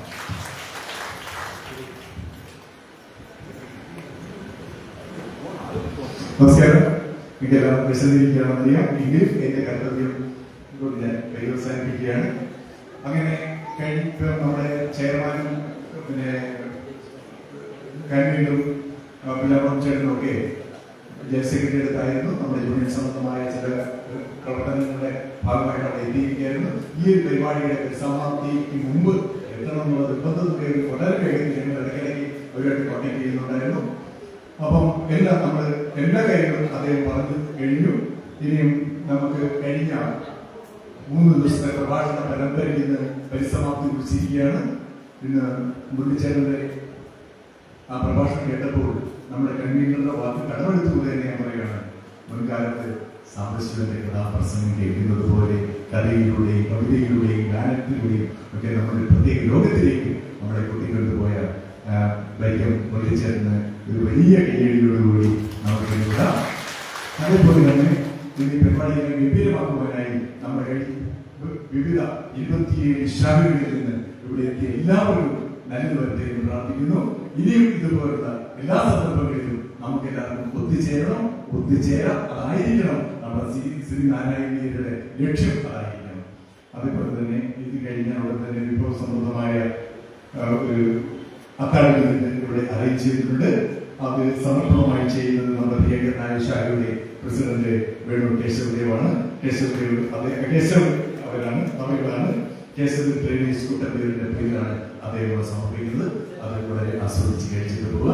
എല്ലാവരും വീണ്ടും നമുക്ക് ഇനിയും കാണാം എന്നുള്ള ഉറപ്പായ വിശ്വാസത്തോടെ ഗുരുദേവന്റെ എല്ലാ വിധേയങ്ങളും എല്ലാ വലിയ ഭവനങ്ങളിലും ഒരു വ്യക്തികളിലും ചെയ്യട്ടെ എന്ന് ആത്മാർത്ഥമായിട്ട് പ്രാർത്ഥിച്ചുകൊണ്ട് അതിഥേയം ആഗ്രഹിച്ചുകൊണ്ട് നിങ്ങളുടെ ജീവിതത്തിലെ ഓരോ പ്രയാണ പദങ്ങളിലും ഈശ്വരൻ ഭഗവാൻ ശ്രീനാരായണ ഗുരുദേവൻ ഉണ്ടാകട്ടെ എന്ന് പ്രാർത്ഥിച്ചുകൊണ്ട് ഒരു ശുഭരാത്രി നേരുന്നുണ്ട്.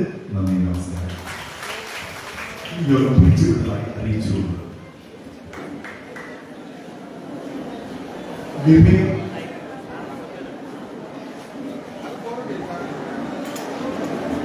രണ്ടുപേരും